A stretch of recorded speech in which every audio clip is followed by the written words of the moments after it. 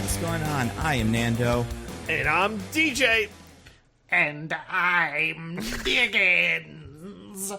And this is Mostly Nitpicking, a podcast where every week we pick apart a piece of pop culture by looking exclusively at the details. Woohoo! Oh, man. We're going to learn the mystery of what that was as soon eventually, I hope. I can't wait to find out. I think intrepid listeners know, Nando. They know. They know. Well, good for them. Nando doesn't know, clearly. I don't know. You guys... Yeah. This week, so much has happened, but we have to talk about a movie that will be apparently on streaming in about a month, perhaps you less. think it'll be that long? Yeah, they said it. It comes out, in case anybody's like, should I go to the theater for this, or should I wait until it comes online? It will be on digital, whatever, April 18th. So less than a month, 32 days after it was released in theaters. Wow. Fascinating. Well, they were really worried about how it wasn't performing super well at the box office, so they decided to make sure that anyone who was on the fence about going would know that they shouldn't go. Yeah. They need someone in the back of the in the cast to just tweet out some fake balance sheet or something. That's how you usually keep these guys going. It's a classic play. Mm-hmm. Show you how much room for growth there is. Exactly. You guys, we're going to talk about Shazam! Fury of the Gods. But before that, news of the week. How's everybody doing? Doing great, Nando. Couldn't be better. That's great. As good as could be expected on this bitch of an earth. Well, that's Big good, facts. I guess. It's still technically a good answer. You guys, we got some news. Sad news, funny news. Sad news, Lance Reddick died. Everybody already talked about this because it's been a little while, but he did die still. And we should mention it. Very sad. Can I say something as a Destiny player? And That's right. Someone who's heard his amazing voice, as being Commander Zavala in Destiny, truly just a huge fucking loss. He played the game and was so interactive with the community. It was he was such a good participant with us, and it's so sad that he's gone, man. Apparently he was playing it the night before he died. I don't know if you saw that. Yeah. Oh, man, it's such a bummer. And on the complete opposite end of the spectrum, Cedric Daniels was legitimately always my favorite character in The Wire. And that was the first time I ever saw Lance Reddick in anything. And he really just brought an incredible level of depth and complexity to that role, which was already a very complexly written character. And it's just man, it's hard to imagine anyone besides him doing it. It's just, he was just a lot of people brought up his comedic work, I feel in the aftermath. Justifiably, because he was incredibly good at it. He had such an incredible sense of timing. But yeah, I mean, I always knew him more for his dramatic work, which he was also just top notch. He was just a great performer. Yeah, see, I'm on that other side. I like that time he punched Eric Andre's desk and then came out dressed as Kunta Kinte with the visor on from Star Trek. That's classic, whatchamacallit. That's classic Lance Reddick. Do you guys know what I'm talking about? Is this a thing everybody has seen or just Eric Andre? I am familiar. Okay. I'm familiar with that first part, not that second part. Yeah, that's why it's so funny, is because you watch it. For people that haven't seen it, Google it. It's, if you Google Lance Reddick, Eric Andre, the whole interview, because that's how they do it on that show. If people haven't seen it, it's a weird show. The interview is a minute and a half long of him just saying weird things, audience clap, Lance Reddick's what's going on? And a lot of the time with people that aren't comedian friends of Eric Andre's, you watch the thing and you're like, do they know what's going on? Or are they just legitimately confused or angry about all this? And in that situation, it feels like he's pretty angry, and a little bit at least.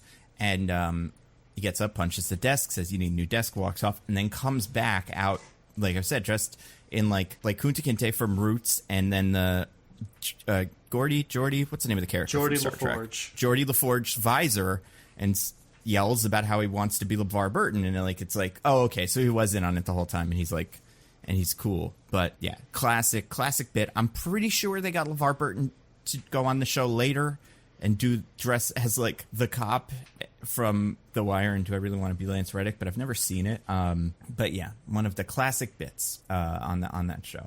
I would recommend everybody watch it because it's just so weird. And also, he's in great shape. In that clip, you're like, wow, cool. Like he's got some abs and stuff. Anyway, yeah, very sad. He's in John Wick. It's gonna be super weird next week. There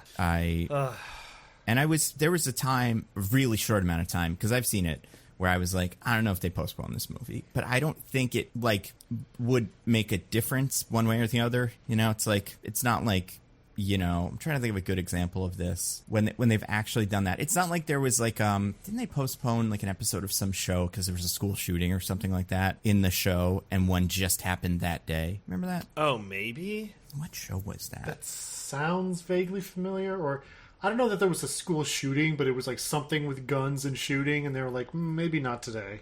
Yeah, whatever it was. Oh, you know what it was? It was Mr. Robot, I think, had an episode delayed because there was, some sort of... No, it was even weirder than that. It was a similar shooting to a shooting that happened on the show, which I don't know if it's like a spoiler for Mr. Robot, so I won't get into it. But, yeah, they like delayed it like a day or two. But, like, I don't think this is quite that, so I feel like it doesn't seem like they're going to delay it. So it'll come out, so... We will see. There'll probably be a thing. Did you see? Without a doubt, yeah. Yeah. Did you see at the premiere they put him at the top of the marquee? Like that was cool. It was like Lance Reddick, then Keanu Reeves. Yeah.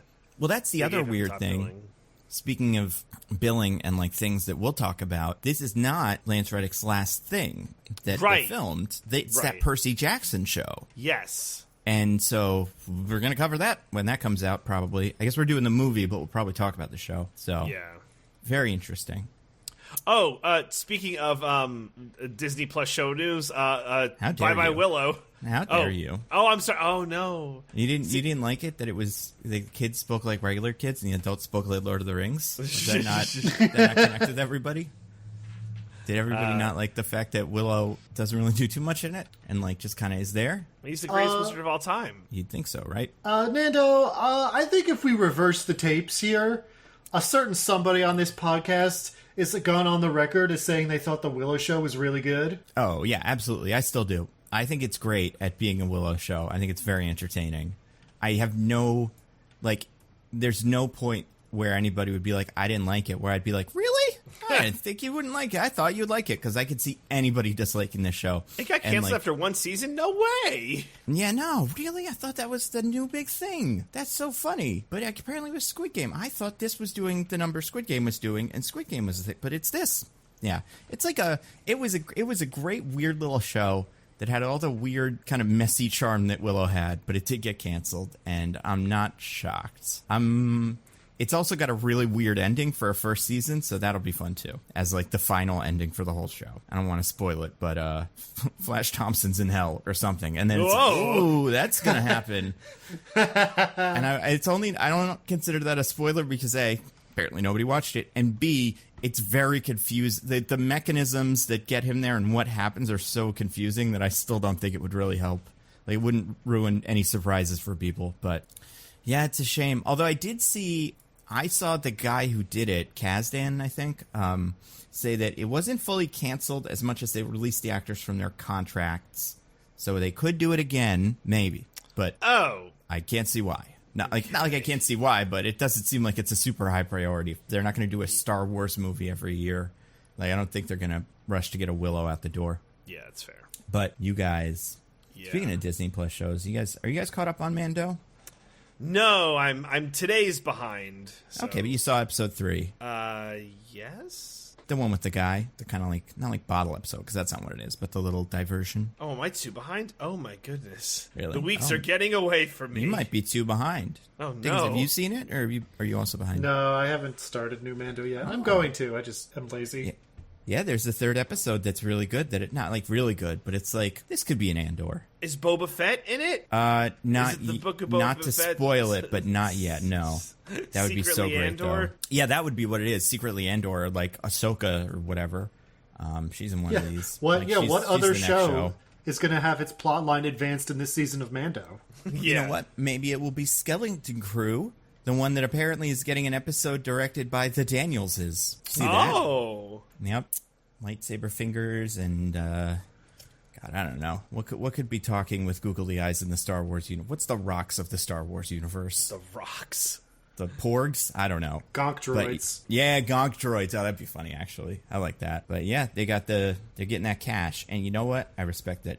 I respect it a lot. It's probably kind of fun to do one, and also it's probably a good, solid chunk of change. You get that chunk of change. But that was not the silly news, you guys. I forgot what the silly news... silly news is March Madness stuff. What's the silly news of the day is that the March Madness brackets are bad. Oh, my goodness. DJ, do you want to update us on how bad they are? Yeah, so shout out to small schools like from New Jersey, just like disrupting everything. Yeah. Like if there's ever a 15 seed from New Jersey in the future, you should just take them to go all the way, like, or at least the Sweet 16. But you got Princeton, you got Fairleigh Dickinson. Fairleigh Dickinson unfortunately gone, but Princeton moving on to the Sweet 16 is nothing that makes sense. It's also weird. Like, so people are like, oh, these underdogs from Princeton. It's like, no one from Princeton's an underdog, right? It's true. Like, in every other aspect of life, they're very much overdogs. The only Princeton underdogs I can think of are what's the name of that movie? Harold and Kumar. They are Princeton underdogs because they have to go to a White Castle in Princeton specifically, I think. Or if they don't have to go there, they go to Princeton at some point. Yeah, at one point. Yeah, they make the craziest trek through South Jersey that makes no sense. Yeah, because they start in Hoboken. Yeah, and they make it all the way to Cherry Hill. They're like, it's the only White Castle we can go to. And it's like, no, well, whatever. Geography doesn't matter. Anyway. So I this might have changed by the time you hear this, but this is like as of before the Sweet 16, the leadership for both the men's and women's bracket. So for the men's bracket, in first place we have Xenonaut. In first and second place, actually, because we allowed two brackets for this. So their 1 and 2 brackets are in first and second place. They have a really good shot of winning. They have Houston going to the championship, but everyone who's like behind them, their brackets are kind of like screwed. So it looks like this person might win unless like something goes horribly awry. D. Chapman has the second most possible points behind both of their brackets. Yeah, I'm in fifth place, unfortunately, because I don't have so many points, but that could change. We have Alex Lee sharing fifth place with me. In third place, we have Luke Watcher and Tybalt the Horse. So Tybalt the Horse? Oh, no. Tybalt the Horse, yeah. The only talking horse. Yes. Tybalt! Yeah. So it's been a minute. I have some news after we do this bracket thing also, to add my own news.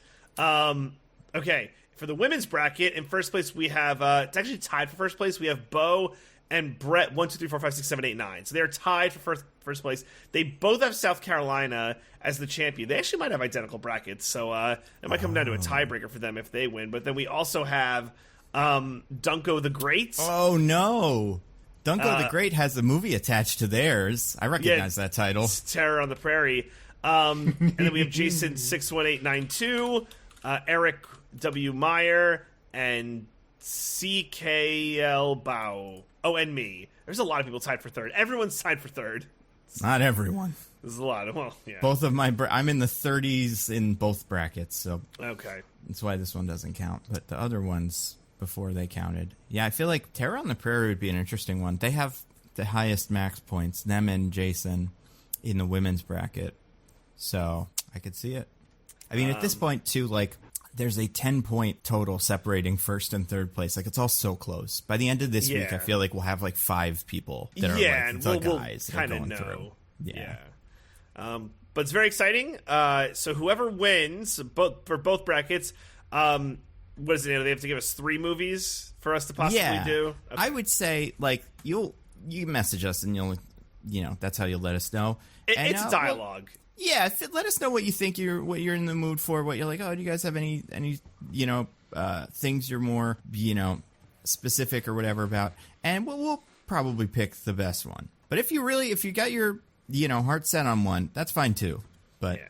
We did bully Alex that one time out of doing 42 and instead doing Sky High. So yeah. We will bully you if you're a close friend of ours and we know you. Alex, now would be a great time to get some really, really funny revenge. Just to win again and be like, you're doing 42, 100%. I have some, I guess, related-ish news to this, if you guys want to hear it. Yeah, like a half-sibling or a step-sibling? How related are we? It's, I think cousins. I think we're cousins. Okay. All right, so there has been some I don't know what the word is. I want to say strife between me and a certain someone that we have not yet done Johnny Stecchino, even though someone gave us $100 to do Johnny Stecchino. Well, now there's been an offer put on the table for us to remedy this, to maybe squash the beef that I want to float to you guys, and maybe and our listeners as well. Maybe they can chime in with what they think as well. The actor who is in Johnny Stecchino, the titular Johnny Stecchino, is in a Pinocchio movie, which is kind of in our lane. which one? It's 1993 Pinocchio, starring the guy from Johnny Stecchino. Wait, because wasn't somebody else in that? Didn't we learn that like Bob Hoskins did a Pinocchio movie back in the day? I don't think it's him. Well, 1993 is Oh wait, or 2000? Sorry, 2003. 2003. Okay. 2002. Excuse me. 2002. Yeah, it's Roberto Benigni. Yes, he stars in a weird Pinocchio movie where he's like a man playing the child Pinocchio. Wait, Oh, I've seen this before. it's Roberto Benigni? Yep. Yeah, he's Johnny Stecchino. Oh my god, really? Yeah. He directed it. This is like his. This is his like. God, I don't know. Benigni's like a famous director. What? This is Life blowing is my Beautiful, mind. all that stuff. Yeah. Yeah. He's also the Mr. Bean of his country, apparently. Good for him. I don't know man. how accurate that is. I shared that assertion, and they're like, not really, but yeah. I mean, listen, this picture you just shared in the chat does not seem like something a Mr. Bean type would not do. So, as a big fan of Mr. Bean. You gotta understand, ZJ, that what you essentially have been saying to me right now is like, oh god. What's the Steven Spielberg movie about the Holocaust? Schindler's List? Schindler's List. You're basically saying to me that Mr. Bean directed and starred in Schindler's List. Yeah. All right, well, anyway, so we have been requested if we will not do Johnny Stecchino, which is apparently stars Diggins, his like favorite Italian actor-director. Whoa. Let's not. I didn't say anything about my favorite. All right, well, one that Diggins seems to at least admire, I don't know, that we then instead do this weird Pinocchio movie.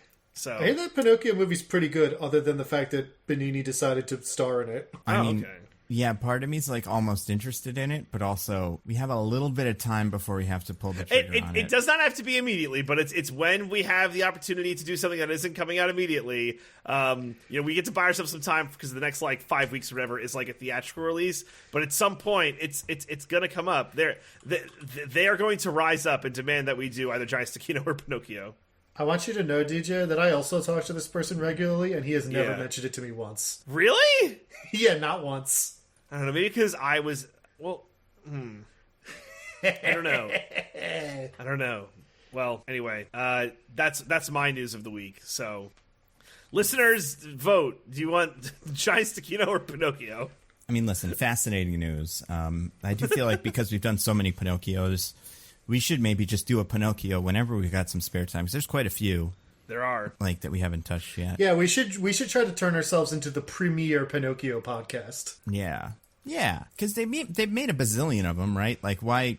I'm sure it's easy to get. Like, not like it's easy to get, but like, we could find a bunch of them, and they're all pretty weird, because just in theory, this whole movie's weird. Like, the Pinocchio concept is weird, so when anyone has a take on it, it's going to be weird. In a good way or a bad way. Yeah, so... But... Like, anyway, that's my news. That's great. I mean, this movie isn't quite Pinocchio. It's got some Pinocchio elements, you know? It might be on the same level of production as a Pinocchio. I won't say which. I won't give it away. But, could be Guillermo del Toro's, could be Disney's recent one, could be 1940 Disney one. Who knows? Could be the Russian one we did. Yeah, any of them. Wait a second. Yeah? You guys, I learned something. Yeah? This makes no sense. Hold on. I just want to make sure I get this right. Okay.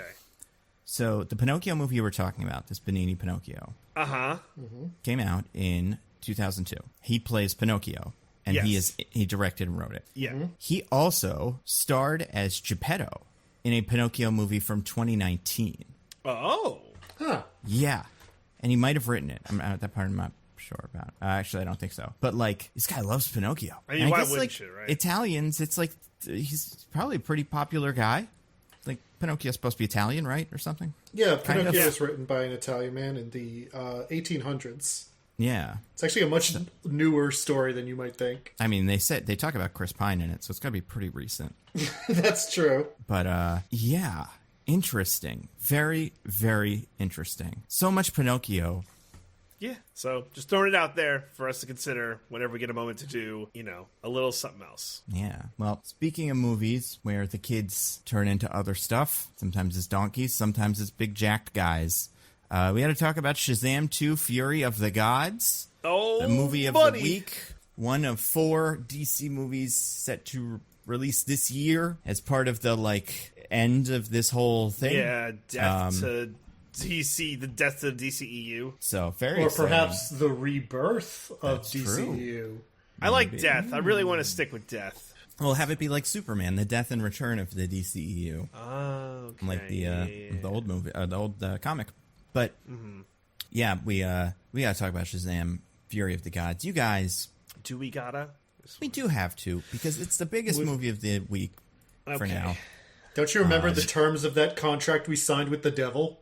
Right, damn it. And, Why is he so crafty? He's so good at his job. I mean, it's crazy because we didn't even get anything in return. It was just like, Yeah. we will do Yeah. every Shazam movie on the podcast. And he was like, and we were like, nope, it's already signed. And I went, okay. It's like, that was easy, honestly. Yeah. I'm used to to this being a little harder. He still thinks we're going to get him somehow. Like, we figured out a way to swindle him. But we didn't.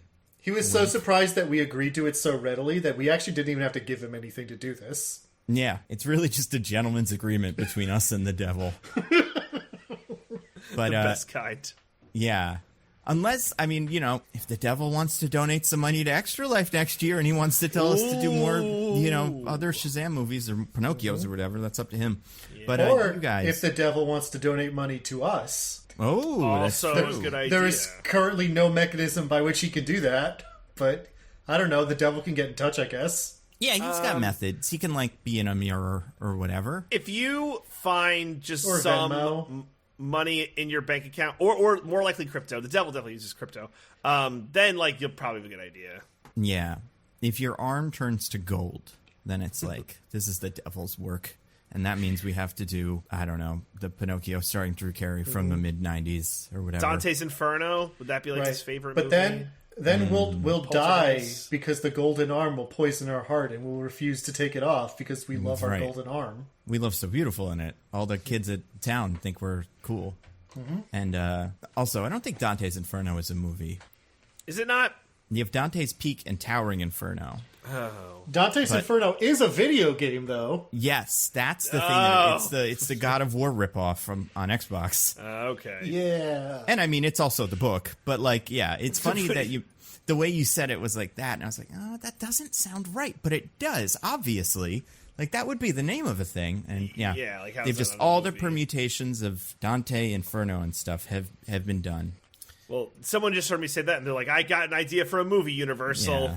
coming Shazam next 3. summer. Yeah, Dante's Inferno. Dante's Inferno. I mean, listen, that would make sense. Sometimes movies feel like a trek through hell. Not just kidding. It's not that bad. No, Those we'll are the talk devil's about it. favorite movies. He loves Yeah. Treks Through Hell.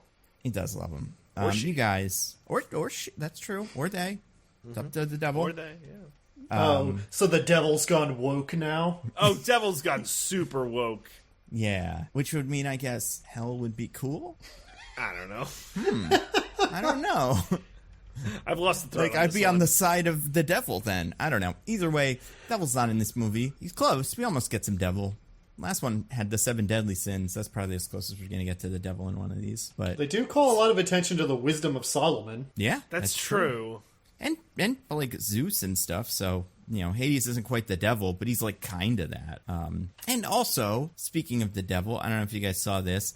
They might be making a Mephisto special presentation for Halloween this year, starring Sacha Baron Cohen. Yeah. Oh. So isn't that cool? Hold on. Is this something that the fans believe will happen? I'm not even talking about if there's an official announcement or not. I'm just asking, do the fans have heard these words and believe them? Because that means it's not happening. That's true. Yeah, Well, big facts. I guess it depends on which fans you talk to. There was some sort of report that this might be happening, and it lined up with a leak from a little while ago. So I tend to believe it's true, or at least something like this is in the works. It's possible that they backtrack on it because they're like delaying stuff, but I don't know. It seems like it's either has already shot or is currently shooting, so it'll probably be done. I mean, they're only 40 minutes long. I'm sure they can edit it in, 7 months. We'll see. But yeah, I might be getting Mephisto soon, finally, so everybody online can stop. No more of that, please. Well, Nando, you say they could edit it in 7 months. That's probably true, but they won't have 7 months to edit it because they're only going to decide on the visual effects 2 weeks before it finishes. 2 weeks before it's supposed to air. That's a great point. Yeah. And the ADR and all that stuff. Although they did fire somebody apparently, and I don't know, maybe they're the scapegoat, who knows. But you guys, Shazam is a movie. This is so hard to talk about the Shazam movie. Who is the IMDb'sman this week? It's Diggins. It's a me. Oi, oi, oi. All right, what do we got? What are we working with here? You gonna give us anything? So, well, for those of you who don't know, we play a little game around here called IMDb, B as in spelling bee, which is what we do here is that my two esteemed co-hosts here have to guess what the summary for this movie is on the website imdb.com. Now, you might be wondering, where does imdb.com get these summaries? Well, I'll tell you. Millions of years ago, when the world was young, the only living thing in the universe was Yggdrasil, the world tree, whose mighty roots grew into the universe as we know it, and its trunk spans through all the different realms. There's Midgard, of course, but there's also, Niflheim, Muspelheim, Asgard, et cetera, et cetera, et cetera. Well, I think there's more. Which ones are they? There's also Jotunheim. Niflheim. I said Niflheim. He said that one already. There is Svartalfheim. Svartalfheim. Yeah. That's correct. There's two more that have been in the Marvel movies, and then the one that hasn't. I think Helheim. But yes, correct. It's so dumb that it's that. But yeah, not dumb, but it's silly. I don't remember the other ones. Nidavellir, where big, tall Peter Dinklage lives, and I believe Alfheim. Did you say Alfheim? I said Svartalfheim, but I guess there is also Alfheim. Different ones, yeah, light elves, dark elves. But yeah, that is those are the ones. But yeah, anyway, the point is, on this world tree, Yggdrasil, there are squirrels like Ratatoskr.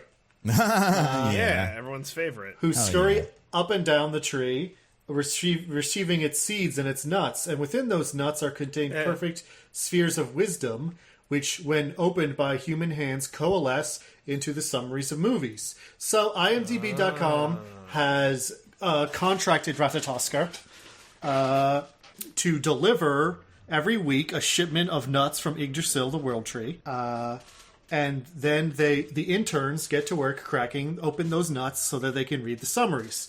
Now, awesome. I have the divine knowledge from Yggdrasil, the world tree, that summarizes the movie Shazam! Fury of the Gods before me right now.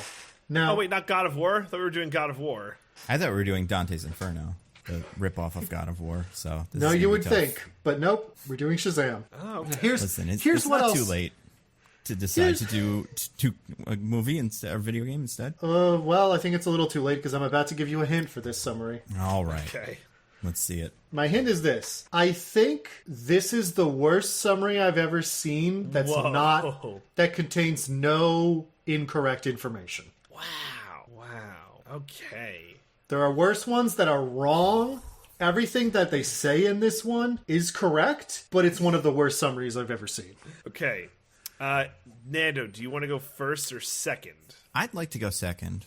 I knew it. All right. Well, I've gone first almost every time, so I want to switch it up. I'm gonna take Diggins' hint in stride, and let's see where we go. All right, Billy Batson. Okay, Billy Batson faces uncertainty regarding his place in his family, and must help and must work together with them to stop a mysterious foe. That's all I got. End of sentence. Okay, got short. I'm gonna say something kind of similar. Not quite, but Great. Like a little bit. Yeah, I'm gonna say Shazam has to. No, you know what? I'm gonna say something a little different, like a little more similar. Billy Batson lives a double life as the superhuman Shazam and protects the city of Philadelphia. Okay, interesting. We were both so wrong, you couldn't believe it. Well, here's the thing. You were both too good. Damn it. That's how usually I really tried to obfuscate. No, you both included details that describe the plot of the movie. Oh, yeah, that is a mistake sometimes. Okay. And this summary doesn't have any of those. Damn it. I mean, I have someone who I think I would give it to, Okay. but I also have a tiebreaker here. And without telling you who I think it would give it to, what do you guys want me to do? We'll always go for the tiebreaker, Yeah. right? I'm All ready right. to. But I take do a want to shot at the know tiebreaker. afterwards. Cool. I have I'm always curious. I have a very tangentially related tiebreaker, and then a Okay. more related tiebreaker if that one doesn't work out. I'm sure Nando will know whatever it is, so this will be very fair. Maybe, yeah. I don't know. So my first tiebreaker is in an early Captain Marvel comic, so like from the original ones, the Fawcett Okay. comics. At one point, recurring Captain Marvel villain Mr. Mind is convicted of first-degree murder and sentenced to death. Okay. How many counts of first-degree murder is Mr. Mind convicted of? This is tough because he's a bad guy, you know? So is this close without going over? Good question. Is it like I'm gonna say closest without going over, but also don't be a narc about it. I won't be an arc. All right. Nando, do you want me to go first? I'll give you the clear advantage. Yeah. Okay. I'm gonna go with 382. Ooh, that's tough. Because the question is, do I want to go really high and say 1,000, which was one of my original guesses, Right. or do I want to pick a number that's just kind of silly in general, like 69 or something? Nice. Not that I think that's Nice. what it is, but like, is it like, he's convicted on this many counts of murder? A first-degree murder. First degree murder. That's a lot. I'm gonna feel stupid no matter what I say. I'm gonna say an even 100 is still a weird number, a weird enough number that it would work as this fact. All right, DJ, what was your number again? 382. Well, DJ is closest without going over. Really? Because the number is 186,744. What? Yeah, I was thinking something like that too. I think neither of us get it. I think not being within 100,000 kind of. I will not Okay. accept that victory. Okay. I have another one. Do we have to name them all?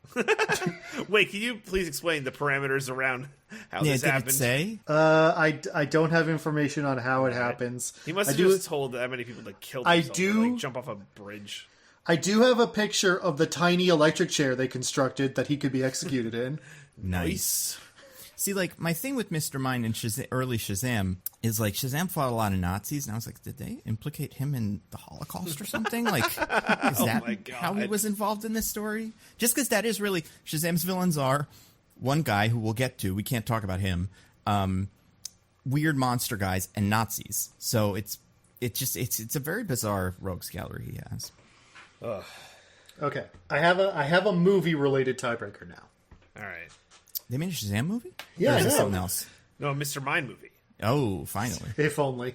Yeah. Okay, so as you guys are probably aware, Grace Carolyn Curry, who plays Mary Marvel in this movie, also plays her non-superpowered alter ego. Yeah. However, I think I know what this is. However, in the first Shazam, her superhero alter ego was played by a different actress. Can either of you name me that actress? I will accept first name if either of you are right. Oh, I don't know this. I just know why she's not there now, or at least I'd heard a reason why she's not there now. Really? I thought it was just that it was like it seemed silly because she's clearly an adult woman. So it's that, but I've also heard she might be an anti-vaxxer. Oh man, awesome! Right? Exactly. So funny. I mean, bad, but like. So you wild. want the name of the former actress? Yes, I will accept first name. I mean, I'm just going to be guessing first names. Yeah, I mean, I'll start, I guess, or should DJ start? I mean, it's your choice, Nando, as it's last week's up to you. loser. Yeah. Well, I'll start. I'm gonna guess Mary. Is it that? Nope. I don't know, like Abigail? Nope. Nando is closer so far. Marvel. Okay. No. Megan? No.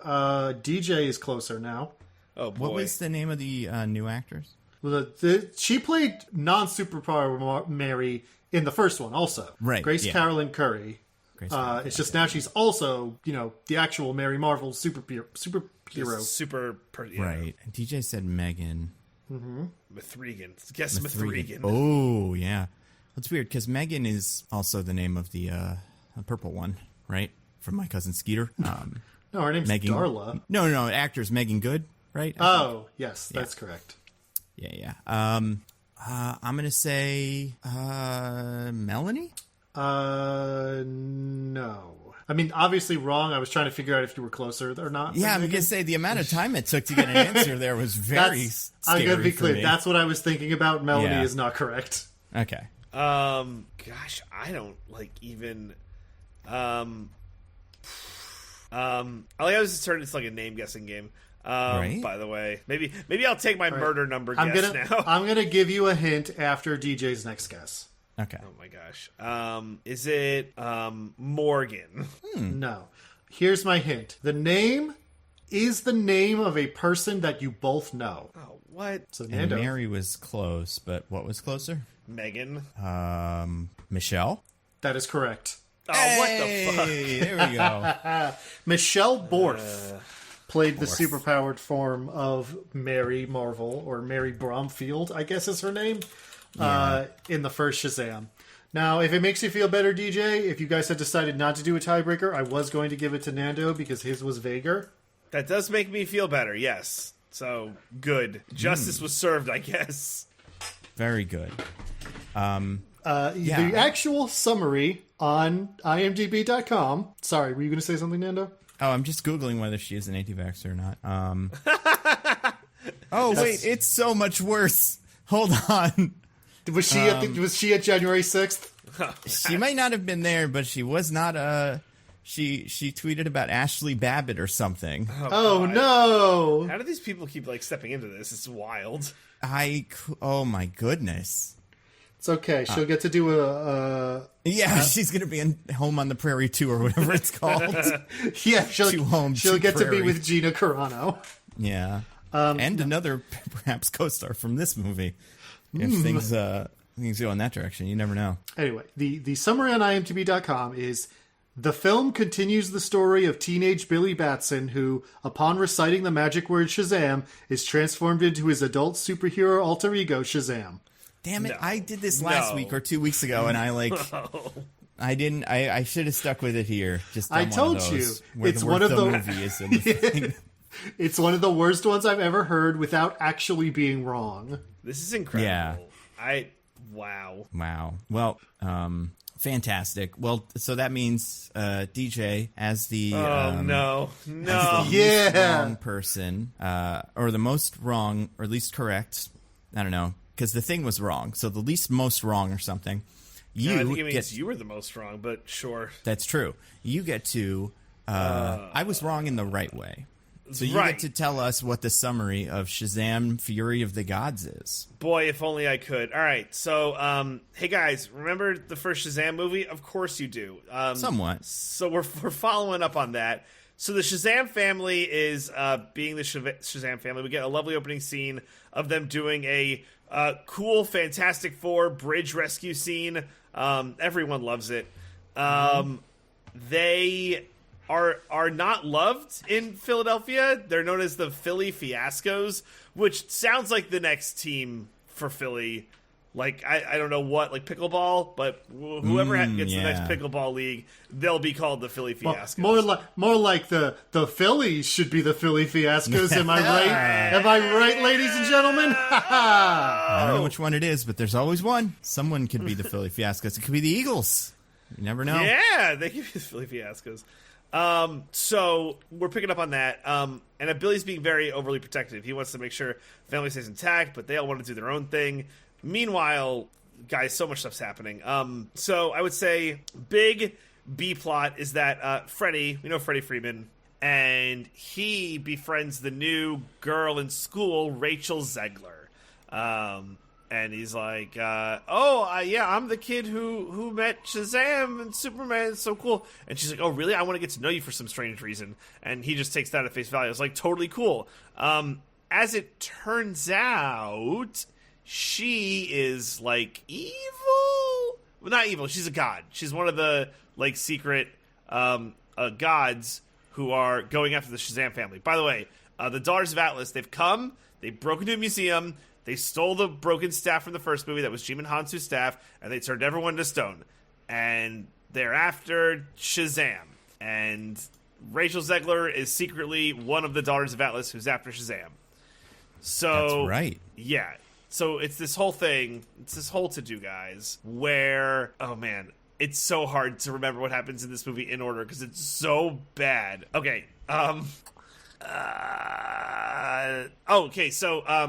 They take Freddy's powers because they have the staff. They're able to repair it. Jim and Hansu's in their holding cell. They're able to repair it because Lucy. So there are three. This is so bad. There are three goddesses: Rachel Zegler, Lucy Liu, and Helen Mirren. That's right. Rachel Zegler's power is Axis. She could. Wait, DJ. What? Yeah. I'll give you $5,000 if you can tell me their names of those characters right now. Oh my god. Okay. I think you can get two of them. Rachel Zegler is Anthea. That's correct. Lucy Liu is Chaos? Nope. Close. Like, got the letter. That's the power she uses. It's not her name. Oh god. Is it oh, I know this. Pandora. Is it Pandora? Nope. No. That'd be a good one. Boy. It's kind of bullshit because... You are correct that it is the completely unrelated name of a different Greek mythological figure. Exactly. Oh, like, the good. other two sound like the same thing, and then that one shows up, and it's like, where did you come from? All right, so all I got is Anthea. That's all I got. Any guess at Helen Mirren? Oh, Elemento. Yeah. Holy shit, you got it. Yeah, it's Element Girl. That's right. Yeah. Crystal from Inhumans. Pretty much what this one is. They are in order of Helen Mirren, Lucy Liu, Rachel Zegler. They are Hespera, Calypso, and Anthea. Yeah, so like when you started Chaos, I was like, oh shit, he does know because it's the same letter. But then it wasn't. But it's still a good try.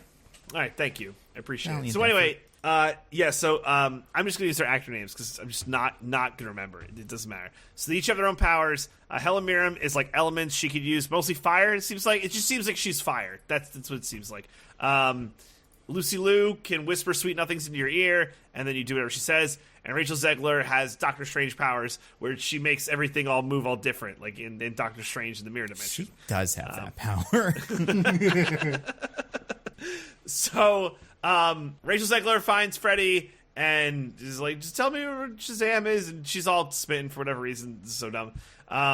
So Helen Mirren has the Jimon Hansu staff, takes away Freddy's powers, and then captures him. So then Billy Batson, Shazam, has to figure out, all right, we got to work together to get him back. There's a whole hullabaloo where they're fighting back and forth. More powers get taken from the staff, and there's a lot of nonsense going on. Meanwhile, B-plot, Freddie Freeman and Jimon Hansu the Wizard have their like funny little like buddy cop pairing where they just get to break out of their holding cell because Rachel Zegler's like, I like you, Freddie Freeman. You guys can go. Meanwhile, Helen Mirren puts a dome around Philadelphia because reasons. It's probably a good idea. Just Someone who's currently there. I can't say it's something we could use. Remember that, I think, Stephen King written TV show or based on a Stephen King story, The Bubble? Under the Dome. Under the Dome? That's it. Under the Dome. It's like that. This made a lot of Dome things come back, like that Simpsons movie. Yeah. God, what's the other one? I don't know. That was the big one. So yeah, that's all going on. God, this movie's so fucking weird. Okay, so that happens. They at some point they capture Helen Mirren, but it's like a fake capture because she wants this apple that is in the Rock of Eternity where the Shazam family's hideout is, and there's all a bunch of fun doodads we get to hang out.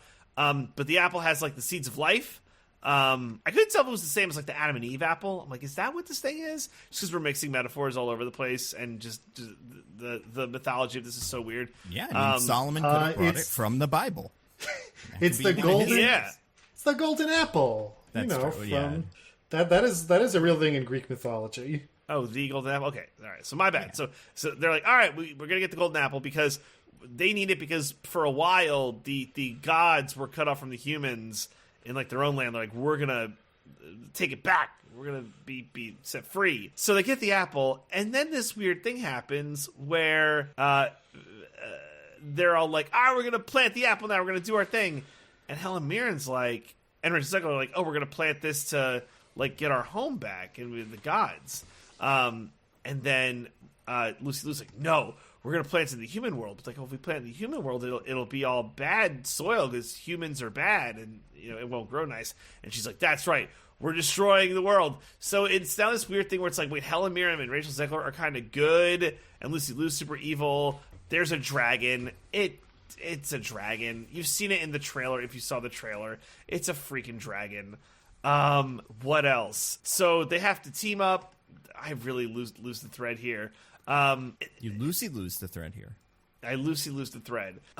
Basically what happens, there's a lot of running around, a lot of bad CGI. We get to where Billy Batson as Shazam convinces Helen Mirren to like shrink the dome so he could charge the magic staff, which is like a battery with a lot of magic, and make it go boom. And then that will like destroy the tree that was grown. Oh, by the way, it's Citizens Bank Park where the Philadelphia Phillies play. That's very important. And then it saves the day because tree go boom, and then everything that was unleashed with the tree, there was like these like minotaurs and cyclopses and harpies, and they were all unleashed from the tree and are killing the good citizens of Philadelphia. They'll all go away. He does it. He makes big go boom. Lucy Liu's dead. He dies. The city of Philadelphia is saved. And then some other things happen, which I don't know. Are we going to talk about now, or are we going to hold off for now? We can hold off for now on some of those things. Did I miss anything up to that point? I think I got the high points. Audience, for those who did not see Shazam and are like, this is very confusing. I think I know less by you giving me that summary, DJ. This movie is filled with nonsense. It's crazy how just like tens of minutes are taken up with like dumb warehouse fights and exposition of things we already know or don't matter, and quasi love scenes that are bad. It's so weird how little substance is in this movie. It's like Shazam and family already have the MacGuffin. They don't know they have the MacGuffin. They unwittingly bring villain to get MacGuffin. Turns out villain is not bad. Wants to use MacGuffin for good. Other villain takes MacGuffin, does bad. Shazam must sacrifice himself to spoil MacGuffin and save the day.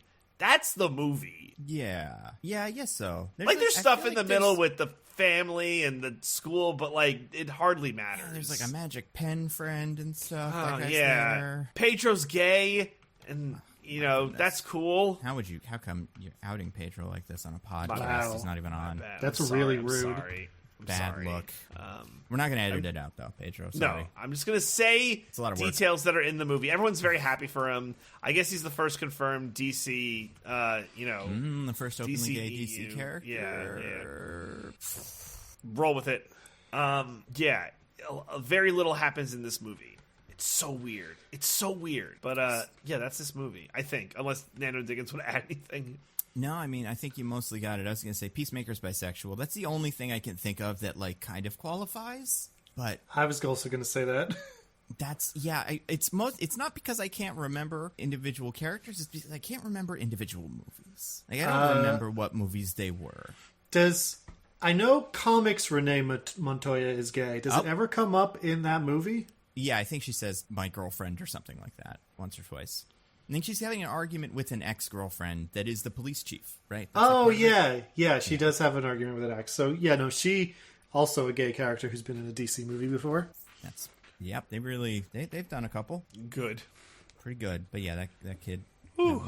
It's, that's the movie. Yeah, I mean, I've already forgotten because my brain is a pile of soft putty.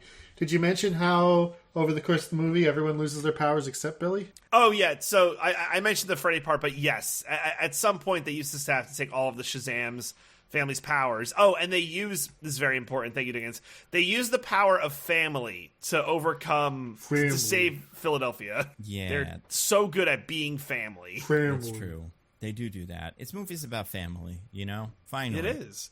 I mean, they've referenced movie Fast and about Furious family. in this movie. To Yeah. Helen Mirren, who is in those movies. Yeah. They're a couple of years behind, I guess. I don't know.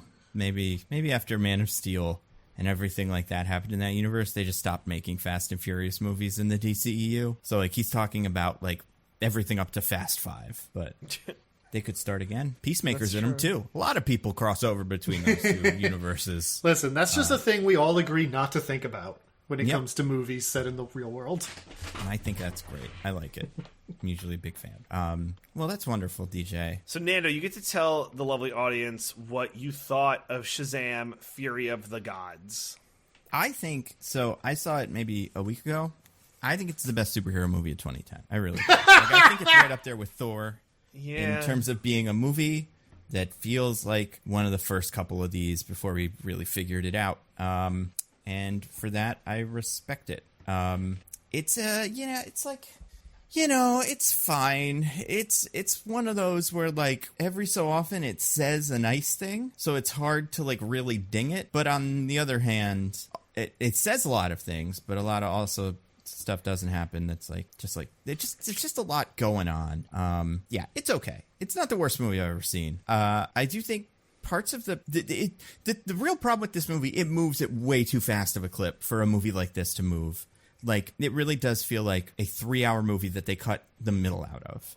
And that's not that great. Also, these feel like very 2010 era villains, because they're not very good. Also, it feels like this movie knows that people liked the Shazam family from the last one of these, but doesn't know why or what to do with them, because they're just kind of there. And, like, they say things like, oh, we gotta be a better Shazam family. But they don't, like, the movie doesn't even seem to really have, like a point of view on, like, what a good Shazam family would be. So that part of it's weird. And that, it feels like the metaphor for, like, the whole family stuff also kind of falls apart. Anyway, I think it's fine. I think it could have benefited from more caterpillars and less God stuff. I have also, like, something that came to my mind, I think I said this in, like, a video I put out, like, the God stuff has always been the least interesting part of this character. So the fact that this movie goes all in on it is probably its biggest mistake. It feels even more weird, this movie, because it's part of the DCEU that no longer exists. And it wouldn't feel so weird if it didn't keep bringing it up. These movies have always done that, but it extra feels weird now. So, I didn't hate it. It's fine. As a Philadelphia movie, it's weird. I feel like it had a little bit more of that in the last one, where you're like, that's kind of Philadelphia a little bit. But in this one, I feel like it doesn't feel like that, even though I feel like they say it more. But either way, it's fine. It's a good thing all the stars and stuff decided to burn all their credibility right before it came out, so it wasn't that big of a deal. But, yeah, I don't, like, I'm going to miss it a little bit in terms of, like, it had a good vibe, but, just, like, kind of further cements the fact that I still don't quite know what this movie, like, a Shazam movie is, which isn't great, 2 movies in. But, yeah, what about you, DJ? What did you think of Shazam, Fury of the Gods? Nando, how dare you? I think this movie is tantamount to a war crime. I think it's down there with Batman vs. Superman Rush to Justice. I think it's one of the worst one of these, like, in terms of just, like, DC movies. I so thoroughly didn't enjoy myself. I was just groaning the whole time. The CGI is bad. The story's awful. It goes nowhere. The fight scenes are uninteresting. The movie feels so plastic and just you could just tell the facade is all over it. I'm like just like done with these kind of superhero movies. It's nothing's going on. It's fantastically boring, and I hated it. I hated it so much. I really think, and what kills me is I loved the first Shazam. Like, I will defend that movie, and I think it's like a good quality movie, and I think this movie does such a disservice to it. I think this movie is utter trash. It is terrible. No one should go see it. I think it is nearly unwatchable. It's so all over the place. Wow. The plot makes no sense. It takes forever to get where it's going, which is nowhere. I hated this movie so much. I despised it. Fascinating. Oh, I hated it. I hated it. My goodness, Fury of the DJ. I know, it's the most aggressive I've ever been on a I think it's definitely the most we've ever been on different sides of a movie or something. Yes, like that. recently, yes, that's for sure. But yeah, I freaking hated this movie. And you know, I don't know if we're going to talk about personal theater experiences, but I had a pretty bad one. But I even think if I had an amazing one where I was getting a foot massage the whole time, I still would have hated this movie. I thought it was terrible. Diggins, what about you? What did you think? Hold on, I want to unpack the fact that you think the most ideal movie theater experience would be if you were getting a foot massage the whole time. I'd like that, yeah. It'd be kind of nice. I wouldn't say no to one. I mean, it depends on who's giving it. If it's just someone from the theater that like isn't a professional foot masseuse, then I'm probably not gonna have a great time. But if they are, that could be fun. Yeah, let's go. Yeah. So what exactly do you want them to do to your feet? I mean, if it's me, I do want a foot massage. Like, I'm being honest. Well, but describe that. Like, what precise movements? Are we really gonna unpack this? I don't know, man. I haven't gotten a foot massage maybe ever, but I think it'd be nice. You know? Yeah, that's true. I don't think I've ever gotten a foot massage. I've never gotten a real massage once in my life. I've never gotten a massage, period, ever. Oh, I mean, a massage is great. I would recommend it to great. anybody. So yeah, it's so good. I would highly recommend a massage. They're Foot awesome. massages are fine, like probably, but I do feel like my big problem would be I'd just giggle the whole time. Foot's very ticklish, you know, not good. Anyway, Diggins, what did you think of Shazam: Fury of the Gods? Now that I've made DJ go on the record about feet for a while, Thank you. So unlike these two chuckleheads, I have the correct opinion that the first Shazam is pretty bad. No. That's not right. That it pays a lot of lip service to its main themes without really developing them very well. Has some good jokes, but is mostly overwritten, and has one of the worst, most boring villains one of these movies has ever had. And incredibly, this happens so rarely, but they've listened to all of my feedback about that first movie, and they made every single one of those problems worse. Wow. Incredible. Like, this movie has so many ideas in it, and every single minute picks up a new idea and is like, here's something this movie could be about, and then throws it away and doesn't think about it again. That's fair. Until the end of the movie, when it picks it up and is like, here's the resolution to that. And I'm like, you're just literally repeating the thing you said about this earlier. And the movie just smiles at me vacantly, like, yeah, that's a resolution. Literally, the worst one is the one about Billy being overprotective, where, like, literally in the beginning of the movie, Mary looks at him and goes, "You're being overprotective because you're aging out of the foster system, and your biological parents abandoned you, so you're scared about being abandoned." And then at the end of the movie, Billy turns to Rosa, his foster mom, and goes, "Foster mom, I've been worried because I'm aging out of the foster system, and I'm worried, and I was abandoned by my biological parents, so I worry about being abandoned." And I'm like, that's the thing she told you. That's all that happened, is she told you that, and then a bunch of bullshit happened, and then you said it again. Isn't that great? That's not a character arc. Isn't that great? It's great. He said the thing. And that's every character arc in this movie. A person says a thing at the start, and then they say it again at the end, having learned and done nothing. All this is accurate. Diggins, you spitting cool? facts. He's spitting facts, folks. Because every single second of this movie is caught up in new bullshit. Like, we have that where it's like they need to work as a family. And then it's like Billy's too controlling because all the stuff I already said.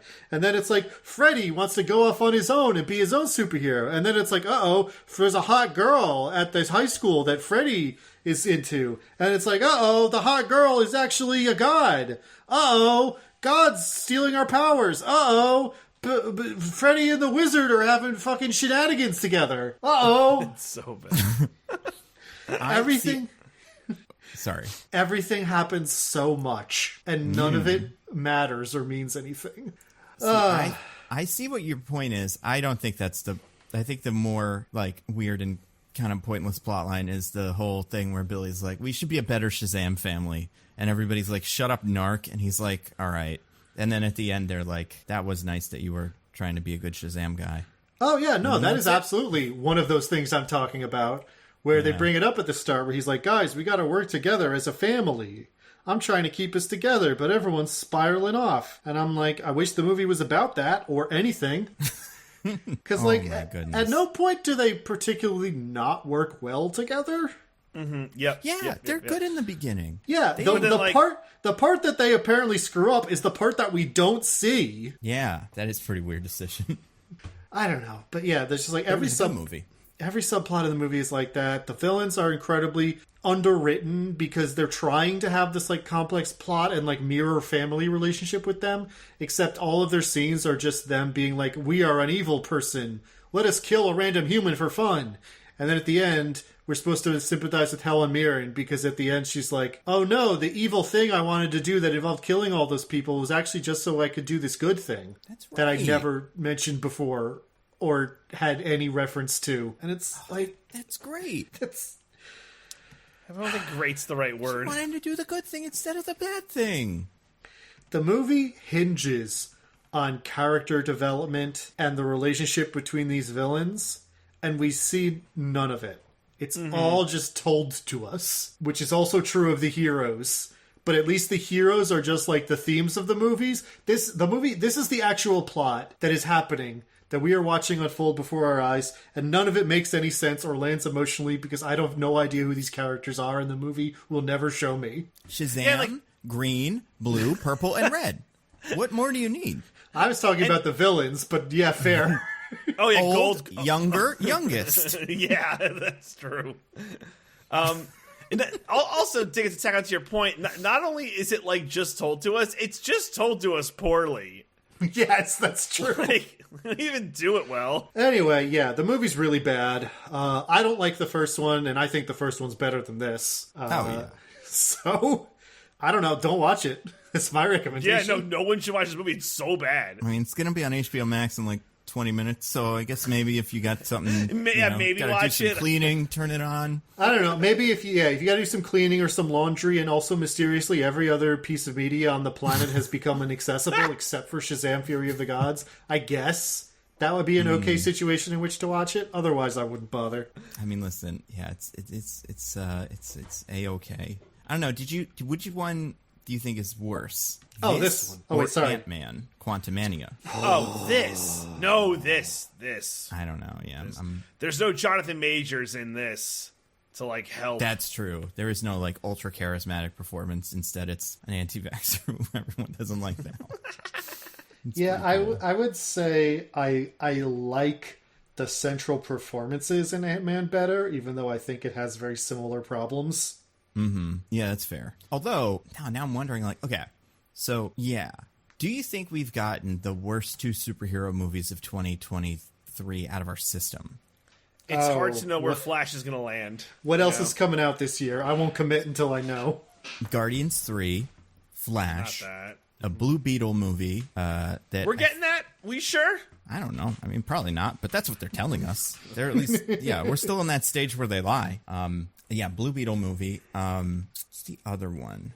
Aquaman. That one I very much think is on the bubble in terms of existing. Spider-Verse 2. Spider-Verse 2, and then The Marvels. Ooh, I don't know about that one. Yeah, I don't think the Marvels will be worse than this, or Quantumania for that matter. I think The Flash really has an opportunity to be spectacularly bad. How dare you. Really awful dog shit. I really think it's in the realm of possibility. Unbelievable. I can't believe you don't believe Tom Cruise. Yeah. You're going to get so many fucking thetans tonight, it's not even funny. Oh my god. I'm going to wake up So covered in many Because Tom Cruise chopped up thetan in my bed. Cruise listens to the podcast with his secret recording devices before we actually put it out. Yeah. And he's like, loves his thetans. They're his favorite. I think that's what the thetans are for, just so you can like hear shit. I thought you hate the Pretty Thetans. sure. The Thetans are bad, right?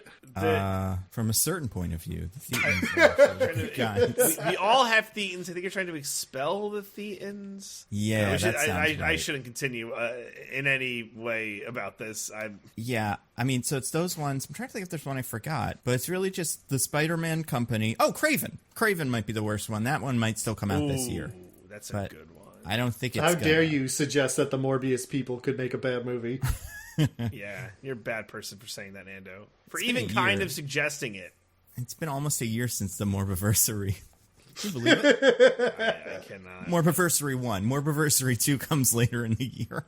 Give me Remorbed us give me all. Morbius 2. That's what I want. I want Morbius 2. I mean, I'd watch it. I'd have. Oh well, I don't know. Yes, I'd watch I'd it love for it. sure. I don't know if I'd enjoy it, but They can't make me enjoy it. speaking of things, I have a wheel. I have a first chunk of the wheel because I Okay. spun it, and it's really important. It's a question. Well, it's not a question. It's a command. It's you can't smell what Black Adam is cooking. So, God. did you guys hear any of this? A lot of stuff came out this week about this movie. About Dwayne the Rock, the Tooth Fairy, the gameplay, and Johnson's role in this, and what Shazam is and is not allowed to do.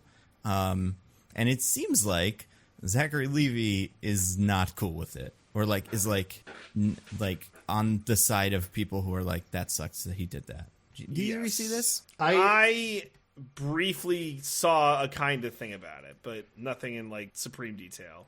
As I often An say, explainer would help. I saw that it existed. I did not watch it. So Zachary Levi reposted this on his own Instagram, and he's a free thinker. So this is not coming from some good. corporate stooge. This is from a man who, he's got a mind of his own. Reads, the Rap confirms that in Shazam: Fury of the Gods, the Sorry, Justice the who? The Rap. Oh, sorry. I thought you were trying to say The Rock. Were you Oh, talking no. about, You're talking Yeah. about the film outlet, The Rap. Got it. Or that time he did that rap. Remember that time? It's about hustle. It's about grind. I don't remember what it was, it's about something. It's about power. It's about putting in the hours. Anyway, you guys, the Rap confirmed that in Shazam: Fury of the Gods, the Justice Society from Black Adam was recruiting Shazam in a post-credit scene. So that's something that happens. Well, it's not the important thing. The Rock denied access, and David F. Sandberg had to make a last-minute decision to add Emilia and John, the actors from the Suicide Squad. Dwayne The Rock Johnson attempted to restructure the DCEU, centering him and Henry Cavill's Superman. The Rock did not allow Zachary Levi to cameo in a post-credit scene for Shazam. Yep. I love it. So brave to decide to play a character who is known exclusively as another character's arch nemesis, and then refuse to let those two characters be on screen together. Yep. Just wonderful. So it's just so funny. Did you guys see anything else about this? There's some videos of them standing next to each other, looking really uncomfortable. I saw there was a video of them, I don't know, it looked like they were getting into it, but I don't think they had audio.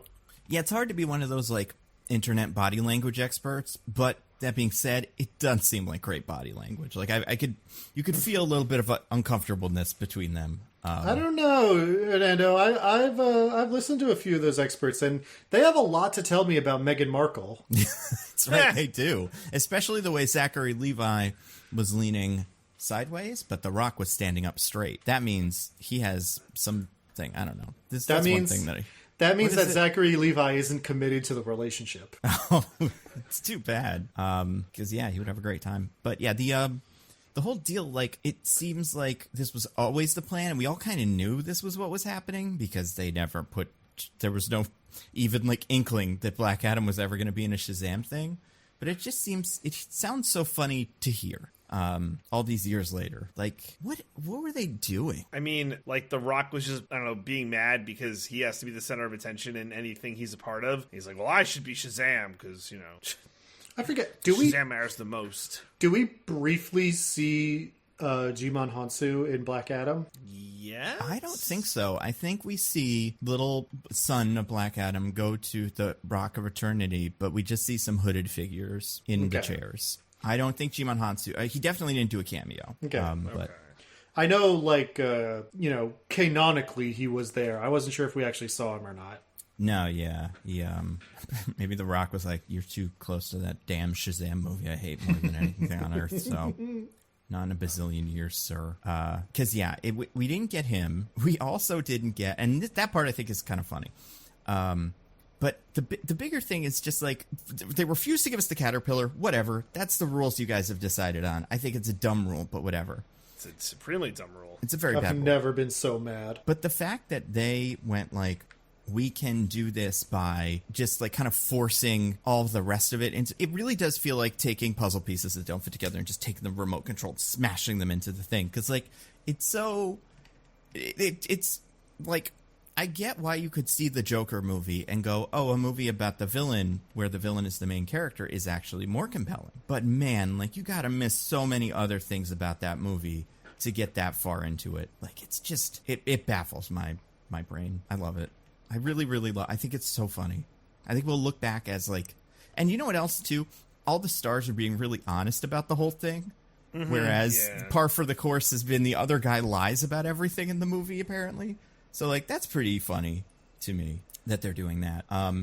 Because I also saw a couple great interviews with some of the cast. Like I don't know if you saw the Rachel Zegler interview where someone was like, "Why'd you take this role?" And she was like, "I needed to get paid," and I was like, "Hell yeah, good for you."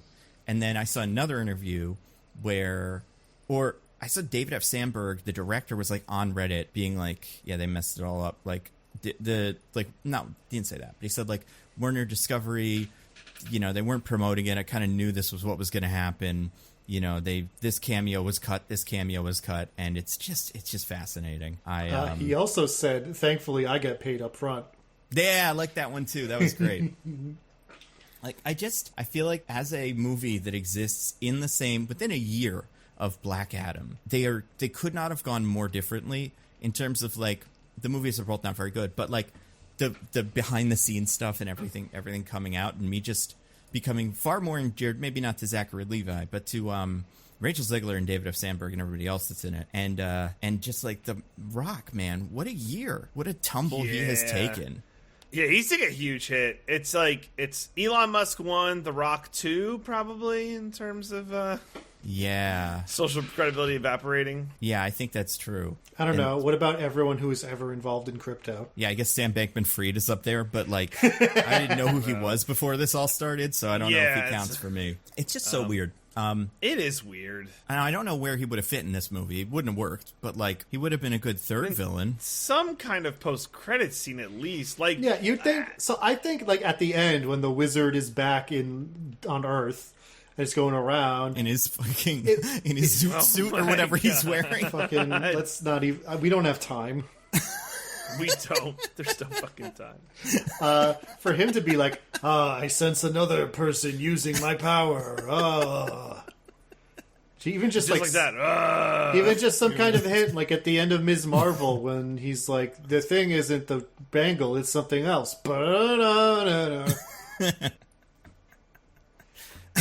Just, something, because I would think the wizard would be aware. Like, oh, hey, there's another Shazam-man out there doing Shazam things. He says Shazam. He says your thing. Yeah, it's not even he has his own word. Although I bet the Rock was like, can he say Black Adam instead? Is that too outside of plausibility for these guys? Only I get to be the Shazam boy. Yeah, he's the best Shazam boy we have. Now, do you think, like, I mean, it's weird because, I mean, obviously the whole situation is insane. I don't think Black Adam and this Shazam meeting would be interesting at all, though. That's the other part of it that I find so strange, is like, I do think keeping them separate is the right decision. Maybe Superman can mediate. I mean, maybe he could be there world, Black Adam has made the world scarier, or more scared, or whatever that line is, than anyone's ever been scared before. Remember that? He said that. You're so scary. Too scary. He's pretty scary. But yeah, it's a... It's man, that's a post-credit scene. I'll never forget, but like the fact that, and people have said this, the big three actors for this superhero universe, Henry Cavill's last appearance in the whole thing is going to be that scene from Black Adam. Oh, God. Another actor's last appearance in this whole thing is going to be a scene in this, and then the last one is in The Flash, and apparently that one's good. But like, just wild that, like, can you imagine if like Robert Downey Jr.'s last scene was like starting the car in the end of Ant-Man 2 or something, and then we just never saw him again. It was like, I guess he's not here for Endgame. Yeah, the actor didn't want to do it. But yeah, wild. I spun the wheel again. Landed on one of Diggins' "Hey Little Mama, Let Me Whisper in Your Ear." A classic song. What about those? Well, they're not little mamas. The security guards are the little mamas in that situation. But how about that intro, huh? Yeah, it sure is something. So DJ didn't mention this first, but it is the first scene of the movie. Yeah. I kind of mentioned it. You mentioned it. You didn't mention it first. Oh, right. That's all I mean. This is the first thing that happens in the movie, which is that Hespera and Calypso, in like full god garb, show up at a museum that is apparently in Athens, even though everybody is speaking American English. Yeah, and the like artifact itself is a vaguely nothing artifact that was found in Philadelphia. Yeah, I don't like know how they got control of it. And incredibly, based on what the hospital janitor from Peacemaker is saying about it. Yeah, what a cameo. What a do you think that is the hospital janitor from Peacemaker and now he's dead? I do. Yes, I think he is dead now. I think Wow. Peacemaker is going to have to now get revenge on, I don't know, Rachel Zegler's one, I guess. I guess she's the only That's one going to be left. season 2. Yeah, exactly. Woo! Yeah, so they show up at this museum and want this staff, which, yeah, according to the hospital janitor from Peacemaker, they do seem to think is just like some old recreation of a myth that doesn't exist. So I'm That's like, right. why do you want it then? Why is this guy's like a unimportant place of pride in this museum? I mean, I guess if it's an ancient artwork, that's cool, but like it's not the thing that you're saying it's supposed to represent. So why are you treating it like it is? Yeah, that's a good question. Anyway, even though in pretty much any museum, if you even stand a little bit too close to an exhibit, alarms start going off. Yeah. As always in movies, you can just smash open a glass case and take a thing and nothing will happen. Well, they knew this was just a big plastic, stick. Like they didn't take this one seriously. This is like the Liberty Science Center of Athens, Greece museums. Right. Also, so while the stick is broken, it doesn't give any power, but also it gives them some power in here, but also these are just their powers. So Yeah. I'm not sure what's supposed to be... Listen, you put Now a that you gun... mention it, yeah, where have they been? You put a gun to my head and you ask me to explain how the staff works in this movie, I'll tell you to pull the trigger. I feel like, so they're like, so the two of them show up in like big Roman armor and stuff. The two that aren't secret little one, which will be later, and they're like, you took the staff from us. That's not good. And then are they like, because the staff broke, we were freed or something? Or Yes. have they just been like, is that what it was? Okay. They've been freed from the God Realm because the staff broke. However, the staff broke 2 years ago. Yeah. So, I don't know, did they just like take a sabbatical? They take a gap year? And they threw it out, apparently. Which, like, I remember the scene where he broke it, I guess, but I don't remember. I cannot imagine they would just go, like, and we don't even need this magic staff anymore. Like, it's so dumb. It is so dumb. If it's in the Rock of Eternity, they could still break in and steal it or something. In fact, that could be their whole plan instead of the stupid Apple thing. But yeah, it's not. It's just it's thrown out, and then it makes its way to there. Who throws it out? And then it's like someone sorting through the garbage site and is like, I think this is probably some sort of ancient artifact because it looks like part of a tree. I don't know. No one knows what that is. This is so dumb. Anyway, yeah. So they, I guess, now with their powers back, or did they already have their powers? I don't know how any of this works, and I'm scared.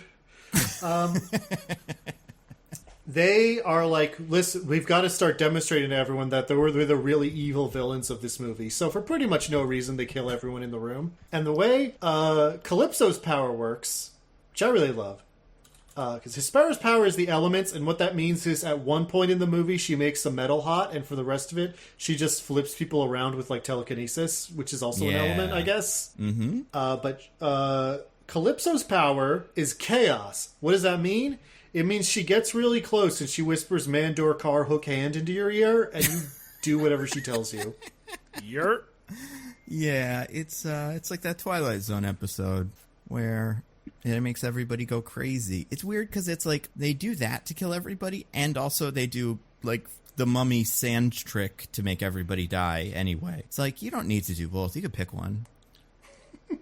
So pick a lane. It was just like, of all the threatening things to do to show me, oh no, these are the evil villains who kill people, like whispering lovingly into someone's ear just felt very tonally odd. Especially because, like, for some reason, this will happen again to another character. That guy from, like, the Drew Carey show. Diedrich Bader, yeah. Diedrich Bader, yeah. But I don't remember there being a time where she ever tries that on Billy or any of the kids. She does try it on Freddy to get him to talk. Right, and it doesn't work. He's so strong. Freddy's so good. He resists it for a while. He is starting to break, but then the bird shows up, the bird letter. Oh, right, yeah. He wouldn't have broken. He was already saying Billy, and in fact, Hespera knows to call him Billy later because of that. That's right. I mean, it's probably not that hard, right? Like, I feel like these kids are like the Power Rangers, where like, you know the Power Rangers exist, and you figure they're somewhere in this city. By the time you figure out one of them is secretly a child, you find the 4 other kids that all hang out together and kind of could fit those general descriptions, and you'd start at his foster home, I assume. Like, yeah, right. Oh, yeah, all 3 of you guys, and then the girl, yeah, it's perfect. This is definitely them. But, yeah, I guess not. I mean, especially this one older girl who doesn't look any different when she uses her powers. Right. Like, yeah, it's always been very strange to me, the idea, this Shazam thing, because it's a great superhero secret identity, except for her. Hers doesn't make any sense. Yep. Like, the rest of them, it's like, you can hide for your whole life. They'll never figure it out. Except, in universe, the way it's supposed to work is Shazam looks like what Billy will look like when he's, like, in his prime. So eventually, Billy's going to start looking a lot like Shazam, which I don't buy with these 2 actors. But just in general, it's like, you're going to have to start wearing a mask when you hit, like, 30, kid, because yeah, right. people are going to figure this out. And even if they can't figure it out because they see you both together, if you look at a picture of Shazam and a picture of you, it all comes together. I do think you would have the plausible deniability, though, of being able to go, like, Shazam's been operating for, like, 20 years looking the exact same? Yeah, I look a lot like him now, but you guys know I was a kid when I was a kid. Especially if your fight... I feel like this would make a lot more sense to me if people didn't know what Shazam's deal was. In terms of, like, didn't know what kind of superhero he was.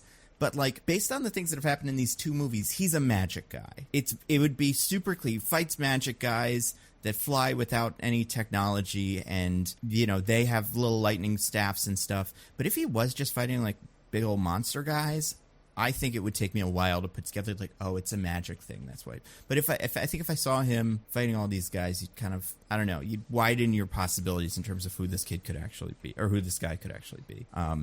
But yeah, the powers are bad. I mean, like, Aunt Tippy or whatever, hers is okay.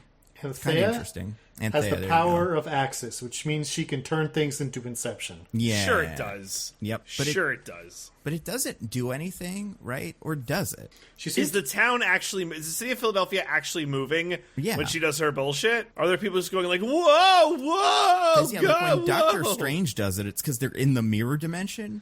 Right. But yeah, like, it's not like it's just an illusion. The kids are slamming into buildings that are coming out of nowhere. Yeah. So is everybody like what are people experiencing? Yeah, like I think it's a vertical or a horizontal earthquake or something. I don't think we usually have these, but yeah, I don't know what I think it is. It doesn't make any sense. Oh my God, this is so dumb. Thank you, Nando. Diggins, he's coming around. He's coming around to our side. I think the movie itself is fine, but this power is so dumb. Hey, listen. Oh, man. It works the way pretty much every superhero power works, which is don't think about it. Just don't think about it. A little bit. I guess with this, it's like don't think about it. But also by the end, when they're using it, I'm like, well, what are we, like, just what's happening here? It's hard to totally ignore. Yeah. Like, it's wild. But yeah, there's also a dragon. That's kind of Lucy Liu's second power is dragon. A dragon that won't breathe fire when they need to kill people. It will just scream blue at them. Yeah, for some reason. That was so stupid. And also, like, it's all of their dragon. Like, it is all. They're the daughters of Atlas. They're the daughters. They're said to be the daughters of the Titan Atlas and the goddess Nyx. Right. From Hades. Yeah. Yep. They also call Hades their uncle at some point, which doesn't actually make any sense if that's their lineage, but whatever. Maybe like uncle, like how like it's a term of affection, sometimes not affection. Just like you're not actually my uncle, but you're some kind of close non-family figure toward me, so I'm going to call you uncle. Also, they really hate that the humans destroyed the gods, but their dad is a Titan who also fought the gods. And their mother is Nyx, who is not one of the Olympian gods and has no real... She's affiliated with them. They're cordial, but she's not, like, part of them, and she doesn't care about them that much. Oh, yeah. Are you saying their motivation makes zero sense, Diggins? Yeah. It makes zero sense in the canon of the Greek and Roman gods. It makes even less sense in the canon of these movies. As long as Wonder Woman doesn't show up, we never have to kind of figure out how the whole Ares killed all the gods, and that's why it was all a problem in that movie is related to this. But if she does, the questions don't really... Like, these two things are not compatible. Yeah. And the thing is, these are brand new guys. They're not from anything. Like, I mean, they're from stuff, but, like, these aren't, like, Shazam's, I don't know. They are not from anything. The Hesperidae are, like, Greek mythological figures that they could supposed to be representing, but, like, these, Hespera, Calypso, and Anthea, as they are depicted here, are not Greek mythological figures. They are completely made up. No comic, no mythological basis, nothing. So yeah, they don't have to be anything. They can just be three wizards from hell or something. Sabac's friends. We all know Sabak, right? Oh, man, yeah. Oh, my God, yeah. That classic guy. I mean, they could, like... So the idea that they connect... And again, this is why I just hate this mythology part of Shazam. But, yeah, it makes no sense. Why did they do it? Why? But, like, why? Honestly, like, why do you think they decided to go with these guys? And forget about the Caterpillar. And forget about the Rock. Like, what do you think they thought they were getting out of this? I do want to say real quick, since you brought it up... at that moment where Hespera's like, you sound like our Uncle Hades, is because Calypso wants to kill all the humans. You have another uncle who did try to kill all the humans. His name is Ares. What did Hades do to deserve this smoke? Right? Yeah. And, like, wait, so were they there when everybody fought Steppenwolf? Or Darkseid that one time? Well, the staff hadn't broken yet, so no, they were still isolated in their, like, whatever god world that was... Well, but Ares was a rat. So wait, hold on. How come Ares wasn't stuck? Ares and Zeus and Artemis are all, at least in the Zack Snyder one, and Hades are all in that scene. I don't know. So when a god dies, do they go to the god realm? I mean, Great question, Nando. Hespera seems to imply that they're going to be in the underworld where Hades rules. Right. Yeah. But so Steppenwolf could have happened before they were imprisoned, right? Because it is all the gods fighting. So that could be before human stuff had gotten out of hand for the gods. Yeah. But then before Ares killed them all. Yeah, but then how come Ares isn't trapped when they do seal off the god realm? Yeah. And who sealed off the god realm? I think it's the wizards, like Jimon Hansu and all his friends. Right. Yeah, I guess they just assumed Ares was already dead because he or had maybe turned into David Thewlis by then. They were like, well, maybe they just sealed up these three, and these three have been thinking this whole time, like, they killed all the gods, and it's actually like the rest of the gods got along with everyone just fine, and they sealed off these three specifically for being assholes. That's true. And because like no one Atlas's can keep the mythology of this track, they all forgot. Like, Atlas's daughters are being just, like, so annoying. I can't stand them. Yeah. It's like, why do you gotta hang out with them? Also, like, I get that they're supposed to be daughters of Atlas and they're all the same age, but, like, why not just cast people that are the same age? What's the point of this? How are you gonna get the triple threat of Helen Mirren, Rachel Zegler, and Lucy Liu? Like, how else could we do the incredibly subtle twist of having the hot high school girl turn out to be one of the daughters of Atlas? Right? Like, and I feel like it's weird too because, it's so dumb. But we got to spin the wheel because we got plenty of stuff. I'll spin the wheel again. The bizarrely cruel foster system. We kind of talked about this, but yeah. I just want to put another finer point on a point that Diggins brought up that I thought is dead fucking on. So there's this Mary Marvel's or whatever her regular person name is like, you're gonna age out of the foster system. It's gonna be a whole thing, and Billy has this weird existential crisis of everyone's left me. My mom left me. My dad left me. Et cetera, et cetera. It is interesting that they talk about how Mary aged out, so the Victor and Rosa are supporting her financially without any government cheese. That sweet government cheese for taking care of children who have no parents. That's right. So she got a job. What we learn here is that the Rosa and the dad are welfare queens living off the government teat, living high on the hog with our hard-earned tax dollars. That's right. And so like Billy's gonna be in that case too, and I guess Freddy too, because Freddy's only like he says he's only a month younger than Billy. They're both in the same grade. They're the same age. Yeah, so a lot of these kids are gonna not have to be here anymore. But what I was wondering is like, it's interesting that like Billy thinks that like once he's 18, he's just going to be like left on the mean streets of Philadelphia to fend for himself, which I guess is how that would work if the parents weren't like, yeah, we don't have any money to take care of you anymore. But I just think it's like weird how it's a plot point brought up in this movie. Yeah, is kind it's of super visited weird because like you kind of figure, but then like it's very part of it would be like, inconsequential. well, we can't. Well, but yeah, you figure it would be like we got to get a new kid in the foster systems that's going to take your room or something. But they seem to be done with kids now. They got their 5, and they're set. Even though they just paid off the house, like, which is fine. Ain't there 6 of thems? Are there? There's Billy, Freddie, Mary, Pedro, Eugene, and Darla. Billy, Freddie, Pedro, Mary, Eugene, Darla. Oh yeah, and Shazam.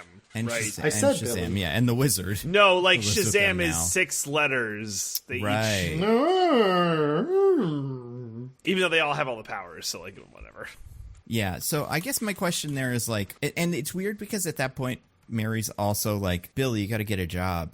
Get a fucking job, kid. You're 18 and you're living with this nice foster family. Like, why doesn't this character have a job? He's Shazam. So what? That's how this always goes. Like, I feel like even if you're like, you know, I don't know, Spider-Man is also like kind of trying to keep his family together, and like Aunt May's got to pay bills and stuff. But like with Shazam, it's like these kids just sit at home and play video games all day. It's a really interesting situation they've got. But like, you figure if this kid is so good and responsible and great, he is going to have a part-time job or something.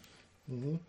Another aspect of this that I think is really funny is that Mary's thing is kind of like she's like really resenting that she hasn't gone to college. Yeah. She's just like, I want to go to college and meet people my own age and have fun and do cool parties. And I'm like, that's a fair amount of things to want. I don't know why you seem to be implying that these other kids are the reasons you haven't done that thing. Yeah, right? That doesn't seem congruous. Like, I mean, Philadelphia has a couple of colleges, too. I know it's not the one she wants, because I think, is she going to community college or something like that? I don't know what she's doing. I think she's doing something. They don't really say. But like, she's studying organic chemistry because it's important. Right. But it's not clear to me if that's because she's taking a community college class or she's just studying because she wants to, or what's going on. I think she's taking a class, but she's mad because she didn't get to go to, like, you know, Northwestern or something. But like, and then at the end of the movie, she's wearing a sweatshirt for Oxford, implying she's going to friggin' Britain for college. Yeah. Well, they did want to give this character a spin-off. This was the character that was supposed to get a spin-off from this, so maybe it would have taken place in Britain. I don't know. HBO Max show, Mary Marvel. It would have been even worse because she's the one that doesn't have a secret identity and also is clearly not from England. She would have stuck out like a sore thumb trying to do Mary Marvel stuff in London. Yeah, her whole thing is so weird. Yeah. They're all weird, but hers is extra weird. I spun the wheel again. You guys landed on one of mine. Old, horny, gay, drunk, young, and 6. So there's 5 kids, and they each have a little character arc or something 6 resembling that. And well, yeah, not Eugene is Billy. 6. Right. Yeah, well, I mean, like, because Billy got old, but yeah, you're right. There's 6 of them. So he is old. Like we said, he's too old. Freddie is horny because he is, you know, into girls and he's that age and whatever. He's into Rachel Zegler specifically. I do think even he should be smart enough to see that one coming.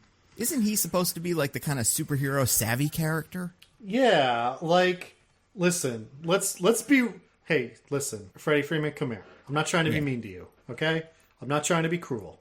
When someone who looks like Rachel Zegler, a literal superstar actress, a person who is professionally paid to be as hot as humanly possible. Is like instantly flirting with you the second she sees you. This isn't a judgment on you, okay? This is true of any normal high schooler in the world. It's because she wants something, okay? She's not actually attracted to you. You have to understand this. Well, like, yeah, and this is not something that's never happened, right? In like, I feel like this has happened in plenty of movies like this that he either would have seen or would be kind of aware of. I can't think of a great example besides the second Transformers movie. But, like, this is a trope. And yeah. What about the third Transformers movie where Shia LaBeouf has sex with the lady who turns out to be an evil robot? That's right. That's the second one. Is it? I thought Megan Fox was still in the second one. She is. Yeah. This is a blonde girl that he meets in college, and it's a whole big deal with him and Megan Fox. Oh. I've never seen these She movies. looks a lot like the actress that comes in 3 to replace Megan Fox, but they're not the same person. Okay. I've never seen these movies. I don't care. You're missing out. They're really bad. We should do those next. Get ready for maybe the we should. Beast one that's coming out. Yeah, that's true. They could be the next Harry Potter or Fast and Furious that we're just kind of working our way through. All the Transformers. Yeah. Let's go.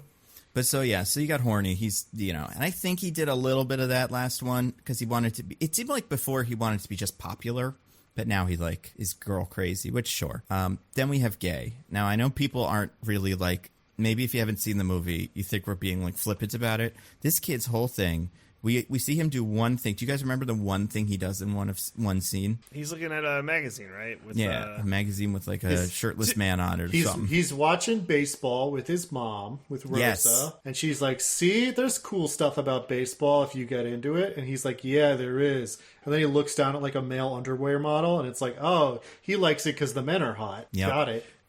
To be fair, like his other character trait is Phillies. Like he seems to be a fan of the Phillies. Well, no, that I just described how that's just an extension of him being gay. I thought it was like a legit, like he was like the baseball team, like not because of the men part of it. The implication is that he has learned to enjoy watching baseball games with his mother because he gets to look at hot men. Yeah. I see.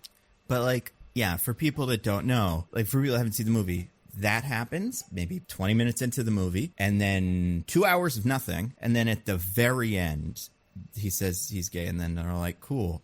And it feels like such a weirdly like zero character. They don't even say cool, Nando. They say we know. Oh yeah, we know.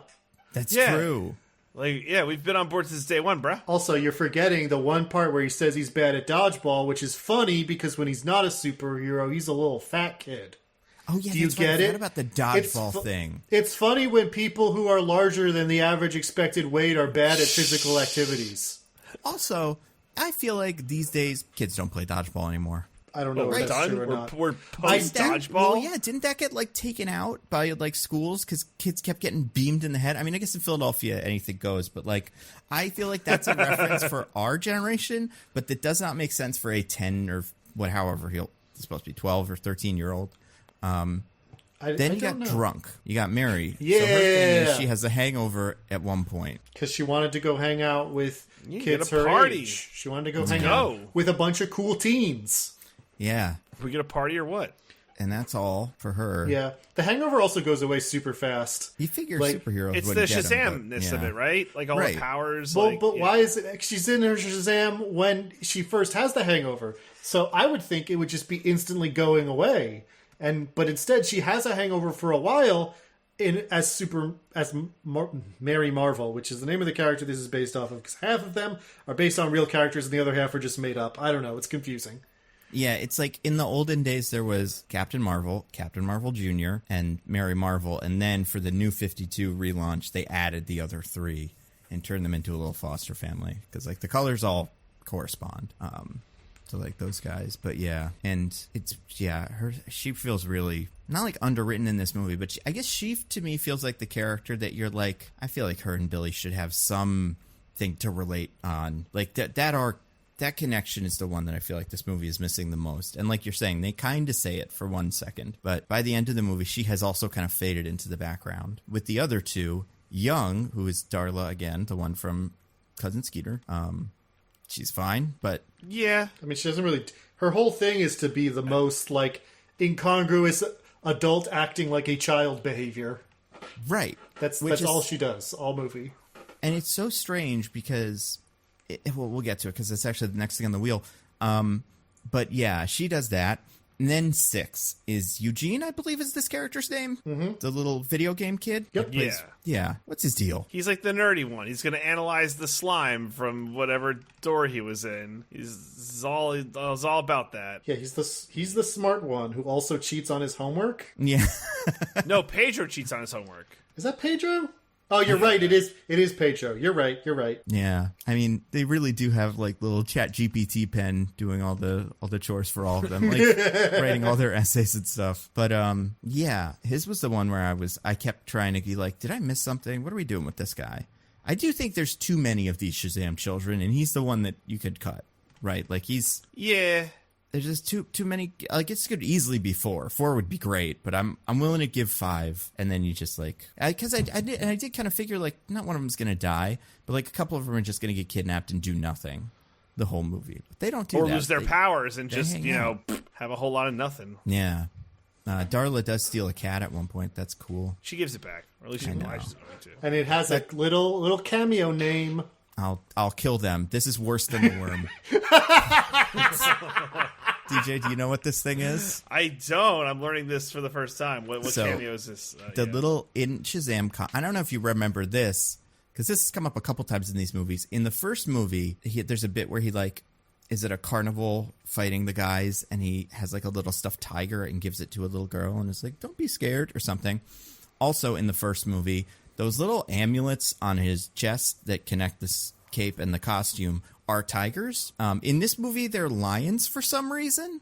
Okay. This makes no sense because this movie, the cat's name is Tawny, and in the comics, there was a cat who, like Meowth from Pokemon, learned to speak and act like a human, and it was like a tiger, and then it dressed up like a guy and helped Shazam out, named Talkie Tawny.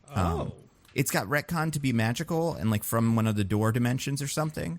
But like originally, that was kind of Shazam's like Robin a little bit. Like he was a real big player in the Shazam stuff. And man, they just refuse to put any of the talking animals in these movies, and I don't understand it. Like, it's the most interesting thing about him. He's a tiger friend. Yeah, it's pretty cool. Why not have Jimon Hansu be that guy instead? If you want to keep him in these movies, have him do voice the tiger, whatever. He's the tiger, the fish guy in Aquaman, the wizard. He's on all of them. But yeah, that was very upsetting because I was kind of hoping at some point they would open one of those doors and the tiger would be there, and maybe it would just wave at him, but it would be like, good. He's in a little green suit with a little pork pie hat or whatever. Look at him. But nope, they could not be bothered. No, instead it's the cat. Instead, it's a little teeny cat that is gone. I spun the wheel again, you guys. Landed on one of mine. This is maybe my biggest single problem with the Shazam series. Okay. It's a question, you guys. Why doesn't Billy sound like Shazam? These two characters are not the same guy, or even a guy pretending to be the other, like an older guy. It almost feels like it's the opposite. Like, Shazam is saying things that you think Billy would say, and Billy is saying things that you expect Shazam would say. And, like, it's such a weird choice for these movies to do this. Yeah. It's like... Billy is not as goofy as, like, Zach Levi, Shazam, right? Like, comes off as. He's written like he's Shia LaBeouf or something. Like, from the Transformers movies, honestly. But, like, he uses lots of slang and, like, kid slang and stuff. And he's like, hey, man, I'm just here with my boys, and we're supposed to be bros. And then you turns into a kid, and he's like, hello, mother, I'm here to do chores. And it's like, you're not the same guy. That's the whole point. Well, now, Nando, this is a great point. I don't think you're wrong. However, I do need to point out one thing. The thing you're asking for is the Ryan Reynolds kids from Project Adam. Yeah. Or the Adam Project or whatever it is. That kid was good. Well, he was good at pretending to be Ryan Reynolds, but that thing that he did sucked. It sucked to watch. But it was like, yeah, I remember seeing it and feeling like, yeah, these guys could kind of be the same guy. I buy it. But yeah, like, maybe it's even more deep cover, so even if someone saw him transform, they'd be like, well, that kid has an accent that the man doesn't have. But, like, it is so bizarre to me that this is the crux of this character. Either the adult sounds like a kid or the kid sounds like an adult, but it has to be one of them. But they did both. They switched both voices. And, yeah, it's pretty weird. Because, like, have you guys ever seen, like, any of the cartoons with Shazam? Like, he was in Brave and the Bold, and he was in the Justice League cartoon. I saw very briefly. I saw Justice League, so I saw him in that. But, yeah, he's only in, like, an episode or two. Yeah. But like Young Justice, he's in a bunch. Oh yeah, that's right, because he's part of the children episode. Yeah, And everybody's like, why is he still here? That one was funny. And they're like, why am I still here? Yeah, but the idea of like, I feel like the way he's always portrayed is the kid just sounds like any kid, and the adult sounds like a fake adult, like a kid in a trench coat, kind of like, oh, hello, yes. sir, it's me, Shazam. And you're like, something's up with him, but I can't figure out what it is. But yeah, they just had him sound like a completely different kid. Sound like Freddy, kind of. So weird. Whoa. I won't have you slandering whatever actor plays Kid Billy by saying he sounds like the most annoying actor in this movie. No. I'm saying the Freddy kid sounds like what Zachary Levi is doing. Oh, like, yes, 100%. He has that meter and like that, hey, come on, man, I'm just here trying to have some fun and do my thing. And like, that's, yeah, it's like they just forgot which actor was which and they just kind of went with it. Honestly, the Freddy to Adam Brody is like the only one where I'm like, that's pretty close from like the kid to... Yeah. But also Adam good. Brody is in this movie for 30 total seconds. Well, like, I couldn't remember. Did he do Bad Thing? I cannot keep track of all these guys. I thought he did. Yeah, I don't know. I mean, listen, who knows? But also, I could have the answer is probably yes. But did he get outed as having done a bad thing? I don't know. Yeah, I don't know. I'd have to look this up because I'm curious. But the other ones don't really do enough to actually reflect the personality of the child or the adult, honestly. So yeah, Freddy is okay. Freddy works, but yeah. Yeah, but also I hate him. So weird. But that's the point. He's supposed to be a weird, annoying little kid. Yeah, you're right to hate him. Yeah. Speaking of hating, I spun the wheel again, landed on another one of mine. This is just a real quick one. We would like the Philly fiasco. This is a city where we would accept them. I don't see this as like, oh, those dang heroes aren't doing a good enough job. We'd like that they suck. That would be part of their charm, but... It's like, it's so Philly. Like, yeah, you know what it would be? It would, like, New York would call them the Philly fiascos, and Philly would be like, hey, those are our people! Yeah, Lex Luthor would be, like, talking about that on the news or something, and everybody in town would be like, how dare you? They say bad things about the Philly fiasco. I'm saying it with a New York accent, but I can't do the Delco accent. It's harder than Christoph Waltz as far as I'm concerned. But, yeah, especially because, like we're saying... The scene we see them do, they are totally good. They're maybe not perfect, but they're clearly not making things worse. Until we do the hard cut to, I guess we made things worse, you guys. But even then, it's like, it seems like the bridge was collapsing anyway, and they just didn't successfully stop it. It doesn't seem like whatever happened was their fault. Yeah, it's not like they were like, you know... stopping a mugger and tossed a car that accidentally started the bridge collapse. And everybody's like, these kids are worth more trouble than they're worth. Especially because, like, by the end of the movie, I'm like, listen, if we didn't like the bridge thing, we're definitely not going to like the end of the movie stuff. Like, we have not turned on them, and, like, actually, they're cool. They're way worse. But yeah, I guess like... not. The bridge stuff is the stuff where they're just going out and being helpful. This is the stuff that wouldn't happen if they didn't exist. Yeah. And also, like, the thing where we do see on the bridge is them, like, they're like, Billy's mad because they're not perfect at it, but, like, they're pretty good, you know? Like, there isn't even a little kind of, I don't know, miscommunication. One of them's on their phone or something. They're all just doing it. They're doing superhero stuff. Catching the car, going, hey, look at that, and then putting it back. Like, it's so dumb. I'll say this is the start. That scene of them saving people on that bridge is the start of this movie writing checks that it can't cash. Yeah. And Loki had this problem too. You can't use the greatest hype song of all time if you aren't going to deliver. Oh, what song was this? I can't remember. Holding Out for a Hero. Oh, yeah, that's right. Yeah. And they even say it. They have pointed out to us, the audience, those bastards. That was that week where everybody had that song, right? Because it was in the Guardians of the Galaxy trailer, it was in another trailer, and it was in Loki. And Shazam was like, I think we can do it too. 2 years later or whatever. Very brave. But yeah. Yeah, where's like some, I don't know any of the local Philadelphia rappers. Where's like Meek Mill or something? Because that's the other thing. This movie takes place in Philadelphia, kind of. But like, I don't know, get a local celebrity to be in it or something. Just because this movie takes place in Toronto. The last one was kind of Philadelphia, but this one is not. I spun the wheel again, landed on one of Diggins, the 6,000-year-old pedophile. Let's talk about her. Yeah. What's her deal?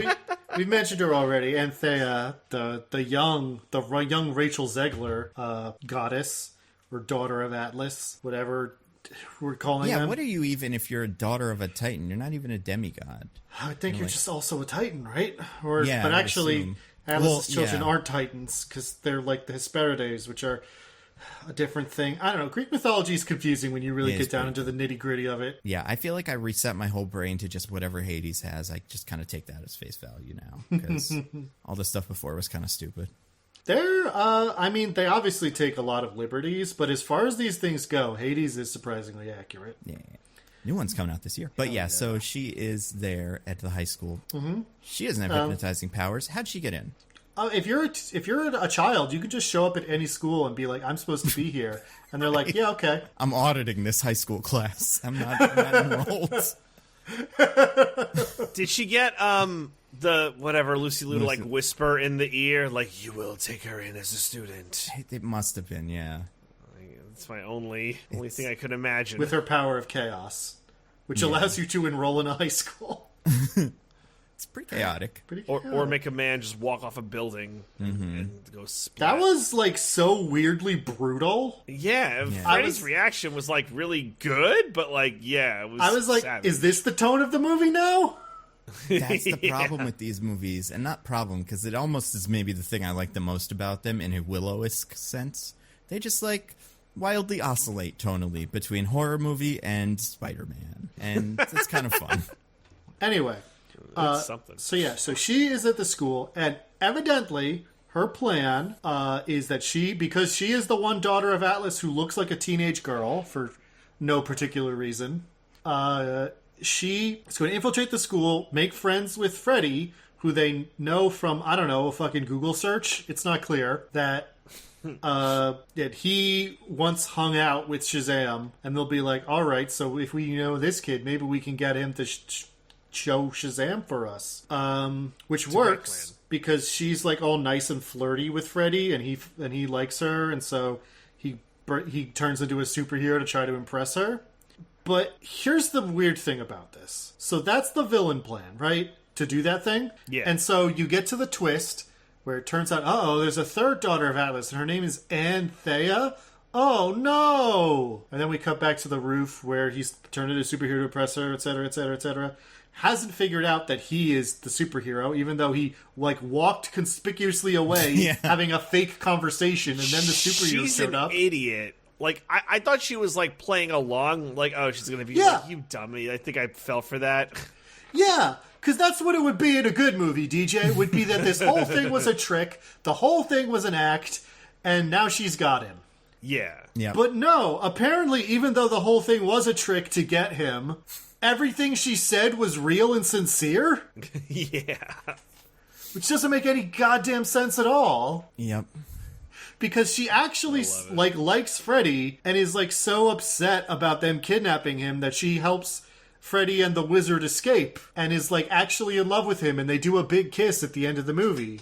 Yep. And I'm like, why? He's an annoying child and you're 6,000 years old. And you met him 5 minutes ago. Like, I would buy a little bit this whole deal, right? Like, there's just no... This movie takes place over a really short amount of time, it feels like. And it's probably kind of the pace thing. It feels like it's rushing it. But yeah, like, they know that she exists, and like she's been at the school for like a day or whatever. But like, she's so bought into Freddy with like he's so kind and smart and brave. I'm like, well, this can't be legit then. This is yeah. If she was right? kind of like, oh yeah, Freddy, he's cool. I don't know. I'd be like, oh, maybe she does kind of like she's gonna figure it out over the course of the movie. But with this, it's like, well, she's reading from a script or something. There's no way. Yeah. It doesn't. But yeah, especially if she's 6,000 years old. Especially when she was laughing at his jokes, which were god awful. Yeah. Also, Shia LaBeouf jokes. But yeah, so it's like, I get the idea of it, but like, yeah, in this one day where you are doing your best to make him like you and want to do things for you, you have apparently become so impressed by his kindness for liking you and wanting to do things for you, the thing you were deliberately manipulating him into doing. Like, they don't have interactions after that where she actually kind of falls for him, which would be something. I'd be like, all right, I get it. Mm-hmm. This was a trick, but it's become real. But it was just real the whole time. Yeah. Yeah, especially because, like, we didn't really, I don't think we mentioned this, but like, yeah, he gets beat up in front of some bullies, and that's the first interaction. She's like, hey, where's homeroom or something, and then the bullies come beat him up. Even forgetting about all the superhero stuff Freddy should be kind of aware of.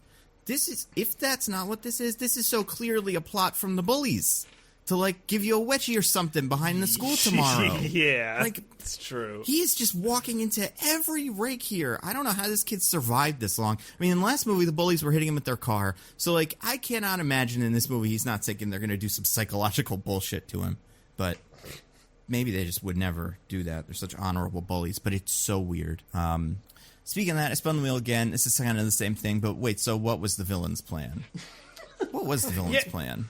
It doesn't. I don't know. Like, it's weird that. So, like, I guess like the weirdest thing is once they get the apple, Lucy Liu's like, we'll plant it on Earth and we're gonna destroy it, and the other two are like, wait, no. Like, did they not talk about this ahead of time? Like, did they not discuss what to do with Apple? Yeah, it's weird because we also like, Hespera is like, I want to do the Apple plan, put it in the God realm because that's what we decided we were gonna do.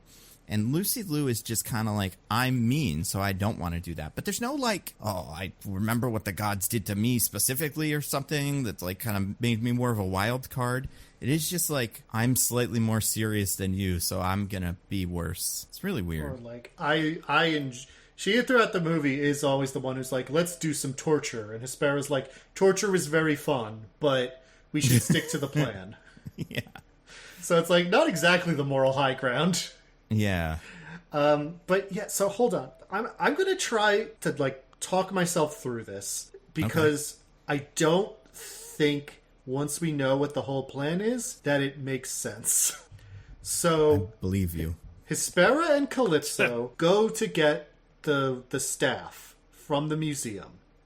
Mm-hmm. Maybe this is so that they can have their god powers. It is very unclear to me if they need the staff for their god powers or not. They need the staff. But even if they do need the staff for their god powers, it does give them back their god powers when they touch it, even when it's broken. That's right. Then they force the wizard to make the staff whole again. Yep. And when it's whole again, they can use it to like take back the power of the gods from the Shazam kits, which they start to do. Except it turns out stealing the powers back from the Shazam kids had nothing to do with their plan in the first place. They did that to antagonize them so that they could be captured and brought back to the Rock of Eternity where they could get the apple. That's right. Mm-hmm. And then once they have the apple, they can use it to revitalize the God Realm and bring it back to life. Yep. So I have two questions here. Okay. One, why was the staff important to any of this? Because without it...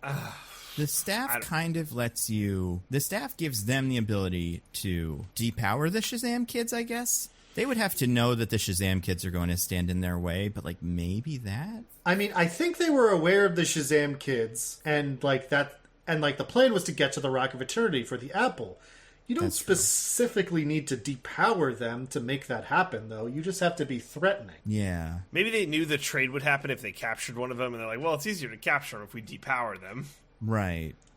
Or it didn't matter, and this movie was being written like one page at a time without looking at the previous page, and this is what you get. Point number two. So, at the end, it turns out that that the plan that they had talked about and agreed upon was to get the apple to revitalize the God Realm, and it's only because Lucy Liu is bloodthirsty that it ends up being, like, destroy the human realm kind of stuff. Yes. So, why do they feel the need to be big evil about it?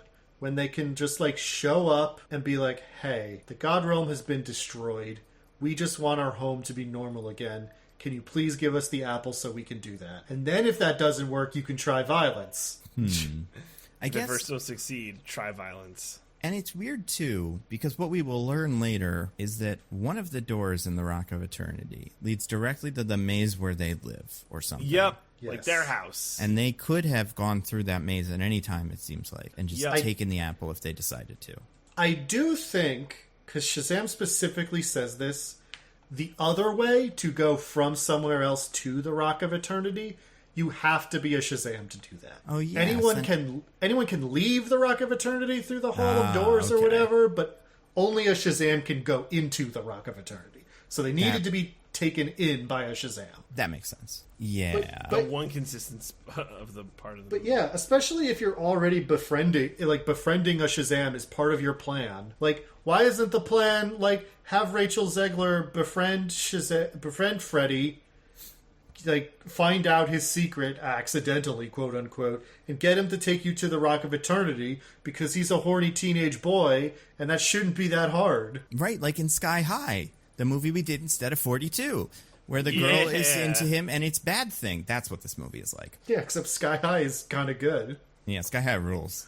I like it now. I mean, I always liked it, but this makes me appreciate it more. You appreciate it even further. Exactly. It just feels like they're really evil for no reason at all for the first half of the movie. So then later, when I'm supposed to buy that Lucy Liu has gone off the deep end and the other ones are like, no, stop, I'm like, why? You also love killing humans. Yeah, you showed us this whole movie. You love just, like, turning them to dust.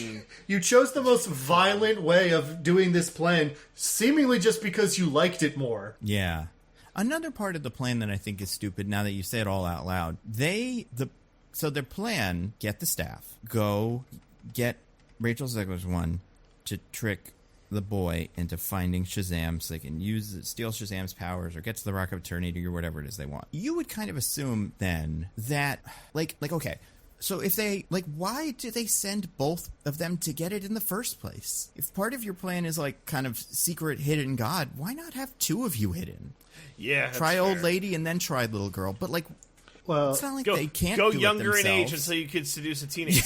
Yeah, exactly. Maybe they're into the Helen Mirren types. I don't know. Well, Nando, the problem is that Lucy Liu and Helen Mirren are both older women, and this is a big Hollywood blockbuster movie. So older women can't exist for no reason. That's so a good point. If anybody saw them, they'd be like, oh, they must be important in the movie because they're old. Yeah, that's absolutely right. Yeah, it's very strange. Like, It's a weird, bad movie.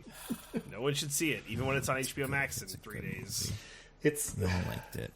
Yeah, no, But it it is really weird. It really feels like a movie that got rewritten over and over again and has weird artifacts from earlier scripts peppered all over the place because of these, like, the way that the plot doesn't quite make sense when you piece it all together and everything. But anyway, I spun the wheel again. It landed on one of Diggins' Fortnite Adelphia. Remember that? Yeah, so when they kidnap Freddy and they go float off into the sky, they put a big dome around Philadelphia. Finally. Someone was brave enough to do what needed to be done. Now the rest of the American cities need to be domed. Yeah, this actually has nothing to do with their plot. They just knew the Eagles were going to be in the Super Bowl soon, and they're like, we can't expose the rest of the country to this. Yeah, it's actually Superman's dome. He brings it, and everyone claps and cheers as he leaves. Good for Superman. No, they do. So they dome Philadelphia for, by the end of this movie, I'm pretty sure, truly no reason at all. Yeah. Is it? Yes? Show of force? I don't know. Is it so, like, Superman can't get in? I mean, they don't say that, but, like, is that the in-universe movie reason? That'd be good logic. They don't seem to acknowledge the existence of any superhero besides the Shazams. They say Earth's champions. They're talking about the Shazams. Oh, not like the broader, like, Justice League or whatever. So when they say the champions, they mean the champion that the Wizard picked. Oh, I see. Yeah, the royal champion. Like, it's a technical term, but yeah, they Well, because they always call them the champions, right? That's where I am making this inference. I see. Okay. Yeah, I wonder what the deal is there. Like, why is there a dome? I mean, they first do it when it's like, okay, so they're escaping with Freddy, and then they use the dome to stop Shazam from catching them while they have Freddy, and then they escape. That's right. I mean, it works. It doesn't catch up to Freddy. Yeah, but they make this big permanent Fortnite dome that, you know, marks the outer bounds of the battle royale that is Philadelphia. Just to stop him? Like, why? Yeah, because then what they're going to do next is Philadelphia will stop, like, will kind of cease to function a little bit. They'll have a call with the wizard, with the other daughter of Atlas to be like, hey, you open the dome. And then they fight her, win, but that's part of the plan. So then she can get captured and brought to the Rock of Eternity. They don't like let the dome down immediately, but they come through the dome pretty much immediately. So there's no reason why they don't just let Helen Mirren get captured there. Right. Like in that moment. And also, at the end of the movie, Lucy Liu wants to plant the apple on Earth so it'll grow a bunch of monsters that will kill all the humans. Right. So for her, the presence of the dome ends up being entirely, like, detrimental. Yeah, because the tree doesn't beat the dome, now that I think about it. Well, dome was connected to Helen Mirren. Yeah, Right. And yeah. when she died, the dome would go away, so... Right. I guess, when she died, it would go away. Because I was going to say, but Lucy Liu does nothing about it. It doesn't seem to think about it at all. And also, at several points in the scenes where she's flying around on that dragon, it is very clear that the dome is not there. Yeah, that's true. Yes. I thought we were better than this at dragon flying technology, too. Right? We did a whole Game of Thrones. Exactly. Like, what are we doing? I will just, say...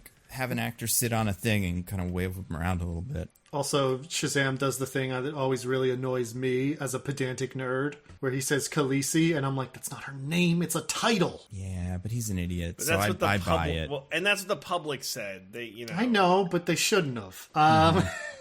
I will say, I do think the dragon design, how it's like this weird wood dragon, is kind of cool. Yeah, I didn't realize it until he pointed it out. Yeah. I was like, oh, Same. yeah, I guess that is what it is. Cool. But yeah, I agree. It's a cool look. Kind of reminds me, if anything, of the dragon from Thor Ragnarok that he meets in Muspelheim. Speaking of, the Muspelheim. realms. Yeah, Muspelheim. That's like made of fire and stuff. That guy's pretty cool. But because it being made of wood doesn't like matter though, right? No, I think it's just supposed to be. So the dragon is an existing mythological creature who guards the garden that contains the tree of life. So I guess that's probably the thinking behind designing it like this. But wait, the tree of life being what? The tree of life is the life from which is the tree from which the golden apples come. Yeah. And it has a dragon in the mythology? Yeah. Oh, does it? I thought that was what Medusa did or something. No, Medusa's just hanging out somewhere. I could have sworn the Gorgon's job in Greek mythology is to protect the tree, and Hercules has to go get a golden apple and fights him. Hercules does fight somebody for the golden apple. I'm trying to remember who. I don't think it's who am I going to Gorgons. trust here, Nando or Diggins? I don't think. I don't think Hercules ever fought a Gorgon. That's probably true. But okay, so I looked this up. So there's a serpent named Ladon, and that's what this is, I guess? Yeah, I think they even call it Ladon. Yeah, they told it. Okay, do. Interesting. They say it so many times. Laden, go get them. Yeah. Huh. Okay, hold on. I'm gonna read a thing. This is from some. Okay. I don't know. I'd love to. Okay, I've got mythology.com. I've got on Wikipedia the steal the golden apples of the Hesperides as one of the labors of Heracles. Yes. Okay. They were secret fruits were protected by Hera, who had set Ladon, a fearsome 100-headed dragon, as the guardian. Oh. He feared Prometheus, who helped him find the garden. Atlas helped him with the apples, but tricked Heracles and left him holding up the sky. But then Heracles tricked him right back. Atlas was holding up the sky again, and he just left. Yeah, there's no Gorgons in this myth. Huh. The Hesperides, by the way, are the thing that I guess if you wanted to pick something that could be vaguely what these three are based off, it would be them. But they're really nothing like that. Fascinating. That is amazing. Still, that just decided to make up some daughters for Atlas for this. That's what the audience wants. Yeah, that's so weird. Like, it's just so. This is such a contrived myth thing. Like, just have it be Pandora's box or something we all kind of know what it is, and then we can work from it. But yeah, it's weird to make like big mythological deep cuts but also make most of it up. Yeah, and we give me a one-headed Ladon. He's lazy. This is so weird. Yeah, because it also doesn't seem like the tree is that big of a deal. I'm pretty sure it just grows the golden apples, which are just like sick-ass apples. Right, it kind of seems like they mixed it up with the Norse one by accident. Because that tree is like a tree that creates life and is a whole big deal. It goes through all the universes and stuff. Yeah, Yggdrasil. And this one's just a tree. Yeah, it unleashes like hell on Earth, or hell in Philadelphia. That's true. Or as they call it, Tuesday, am I right? Yeah. Game 7 in Philadelphia, as they say. Yeah. The Fortnite thingy is weird. Spun the wheel again, landed on one of Diggins, Abbott, and Wizard Costello. How about that? Speaking of bullshit that happens in the middle, that's some of it. So in the middle of the movie, they decide that we're not here for Zachary Levi or Billy Batson or any of the other stuff. What we love is Freddie Freeman and all of his great jokes. So true. I love it. So I always wondered what him and the wizard would say if they hung out. Yeah, so we have a fucking odd couple pairing of him and the wizard imprisoned by the Daughters of Atlas. And then after they torture information out of them, they throw them in a pit with Ladon, but Anthea saves them, and then they're just bumbling around in the maze like, oh man, we're I don't know. God, I'm losing it. I'm losing it. Somebody else talk.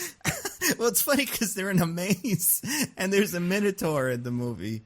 But I don't think it's in the maze. No, they're unrelated. Just a coincidence. It's not even just a maze. They call it a labyrinth. Yeah. Oh. And the editing is so bad. It's like, all right, so they're let go, and then Rachel Zegler like gives them the instructions. It's like left, right, and then go right, left. And then it's like smash cut to them being lost, but then 30 seconds later, oh, we found it. It's like, it's so meaningless. And at no point does it look like a maze. It always just looks like a hallway. Yeah. Yeah, that's true. Yeah. It's so many things in this movie are in service of absolutely nothing, and it's so weird. It's so weird. And the whole time, the wizard and Freddy have this whole comedy routine where Freddy is like, we gotta do this thing, and the wizard's like, we can't do that thing, you idiot, and that doesn't work that way.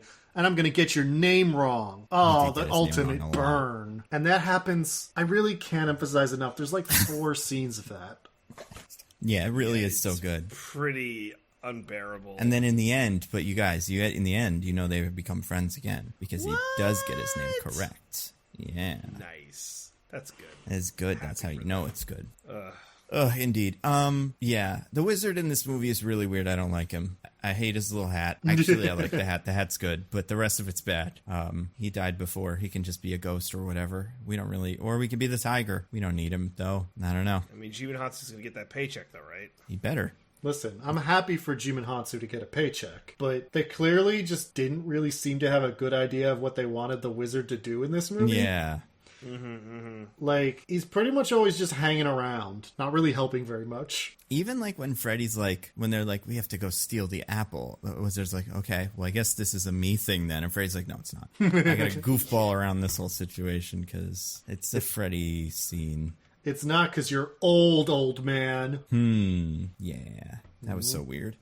And also, like, at the beginning of the movie and the middle of the movie and everything right up until the very last part of the movie, the wizard is like, I made a mistake picking Billy. Billy fucked everything up. And then when he's actually with Billy, he's like, no, Billy, you are the champion, and you are a good boy who needs to go do the thing. And I'm like, what brought this on? You've seen him do nothing since you last said that he was a fuck up. He felt bad calling a child a fuck up, you know. He is a fuck up, though. Like, he was right to do it. I feel like I'm with the wizard in that moment. And, like, he's not a fuck up because he's not, because the movie lies to you to pretend he is. But, yeah, it's very unclear what anything actually means in this movie. Well, it's the wizard's fault for making Billy the one who was on the subway to Philadelphia that, had him run into him and give him the power. Well, yeah, and like Shazam's like, you're bad, I chose wrong. And it's like, you were dying when you chose. It was not, you didn't really give it too much thought. I thought that was part of it. Was like, this kid might be bad at it, but who knows? But I think they forgot that happened, which is a shame because it's pretty important, but whatever. Yeah, that whole thing was weird. I spun the wheel again. You guys landed on one of mine. I mean, it's one of all of ours. Taste the Spawn Con. Talking about, the Krispy Kremes, what other versions of these are there? I'm trying to think, because Krispy Kremes is the big one from the Power Rangers movie. But let's talk about how a product that we can all go to our local store and buy saves the day. Incredible. Yeah. Well, once Hell on Earth is released, or Hell on Philadelphia is released, Steve, so the Shazam family doesn't have powers, but they're going to save the day with the Power family. So they got their pen Steve. They're like, oh, what are all these monsters afraid of? And the pen says unicorns. And like, what, unicorns? And Jimon Hansu's with them is like, unicorns are the most fiercest, most deadly creatures on Earth. They hate humans, and they'll eat your guts, and they'll break your spine, and you don't want to fuck with a unicorn, man. It'll end so bad. And the girl's like, oh, maybe it'll work. So like, what are unicorns like? And they're like, ambrosia. We don't have any ambrosia, but you know what we do have? We got fucking Skittles. We got Skittles from TV. You know Skittles. Everyone loves them. Yeah, it's just like ambrosia. They're basically the same. Yep. It's it's just a weird Skittles ad in the end of the movie. So they find these unicorns and they go to like befriend them, and the unicorns are coming. They're gonna kill the whole Shazam family, and then slow-mo, the daughter pulls out a pocket, like tosses these fucking Skittles like she's Marshawn Lynch, and then the unicorns are like, "Oh my god, we love Skittles," and she literally says, "Taste the rainbow." Well, she says, "Taste the rainbow," and then it's cut off before she says "motherfucker." Right? That's like that bit in the movie. So that's great. But yeah, there's the bit where she's like, there's even an earlier bit where she's like gonna give Hespera like some Skittles too. Yeah. And I was like, that's a lot of Skittles product placement movie, but whatever, sure, that's acceptable. But it was so much worse. Nando, you forget in that scene also, she has sorted out only the yellow ones because the other Skittles taste too good for her Hespera to have. Oh my god, that's right. Oh my god. So bad. One of the worst ones ever. I'm surprised that the Skittles didn't turn the horse's unicorn like to look white and rainbowy and stuff. Yeah, right. Like a commercial would do. Yeah, like what would the commercial be? Like if it's like I don't know, like prevent the apocalypse, taste the rainbow. Yeah.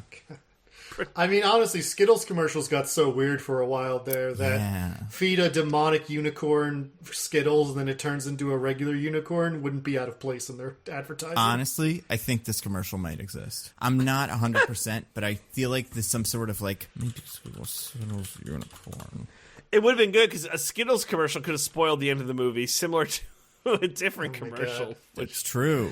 at some point I think we'll talk about. I will say another thing about this is like, so all of the monsters that we see in this section where their monsters are being born out of the roots of the tree and are attacking Philadelphians and murdering some of them pretty brutally. Again, a weird tone shift. Always. It's like the only thing this movie is consistent with, or like these movies, is like they're tonally all over the place. But so all of those are Greek mythological creatures. You know, you got the Minotaur, you got harpies, you got a manticore, Cyclops. Yeah, Cyclops. I think those are the only four we see. Yeah. But then a unicorn, which isn't a Greek mythological creature.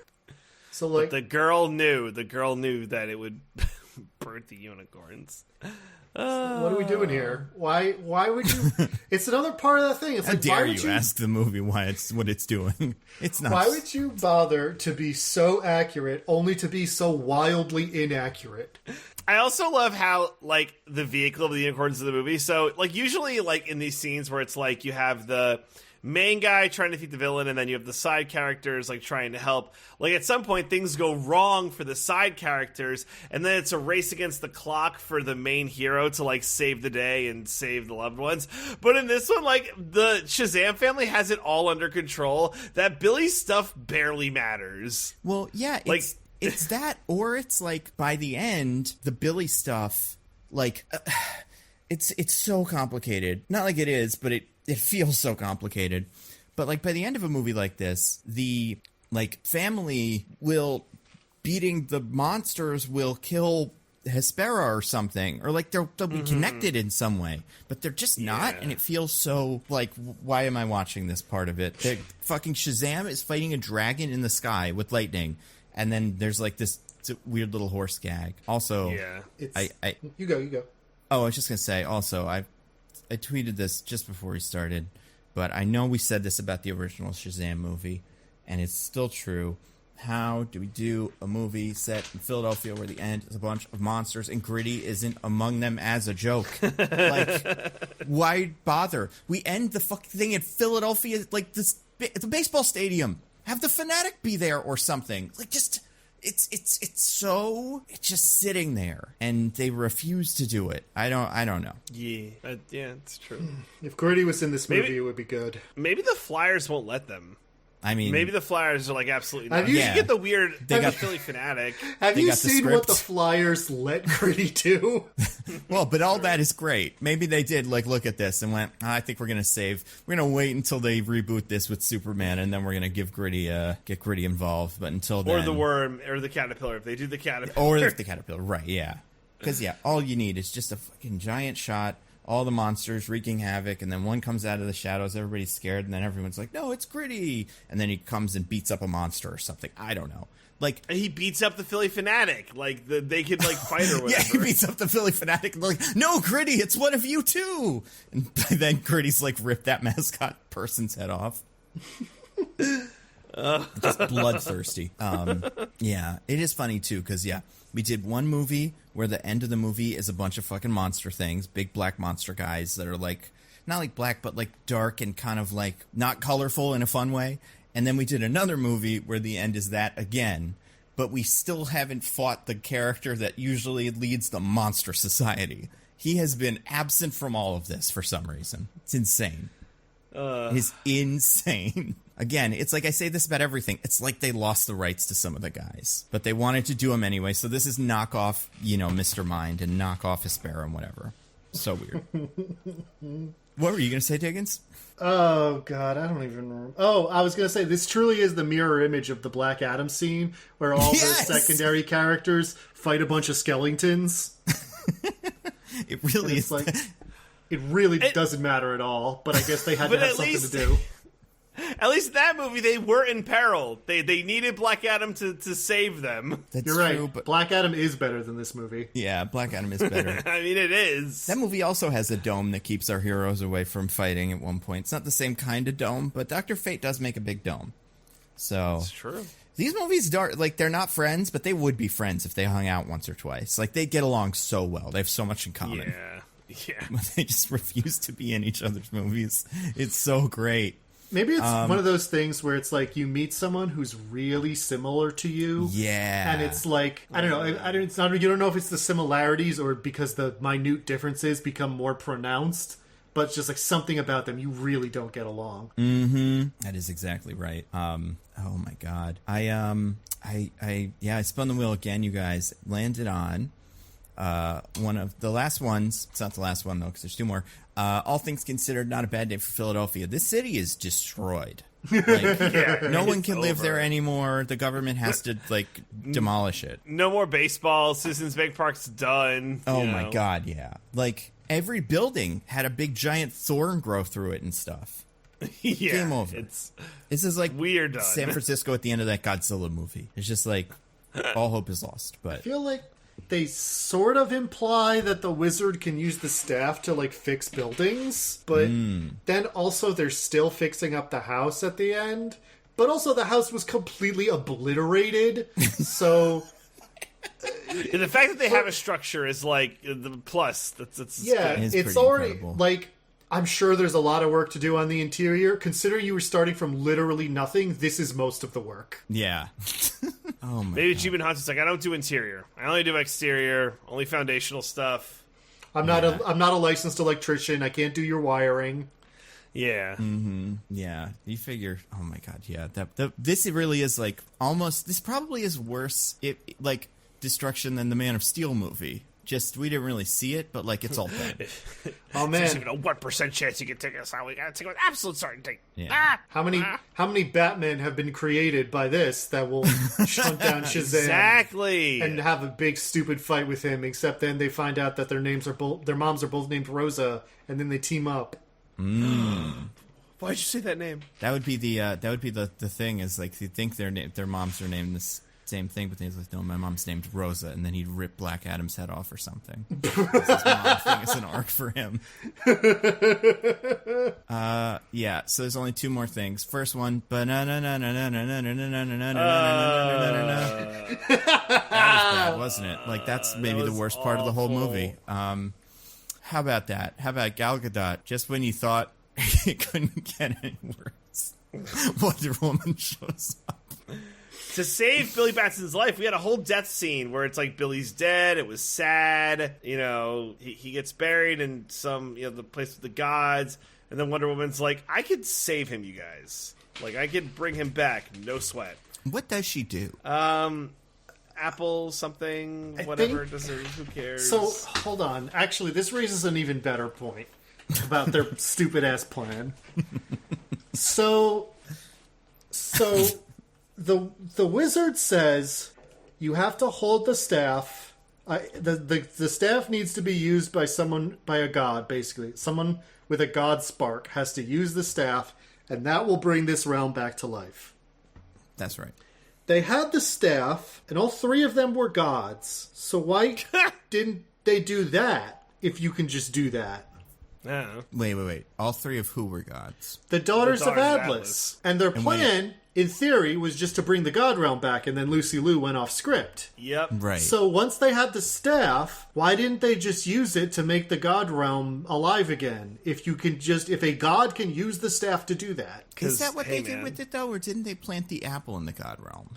No. They buried... No, she uses the staff. They buried Billy, 100%. and then they're like, can't we do something about the God Realm? You have the staff, it's all good now.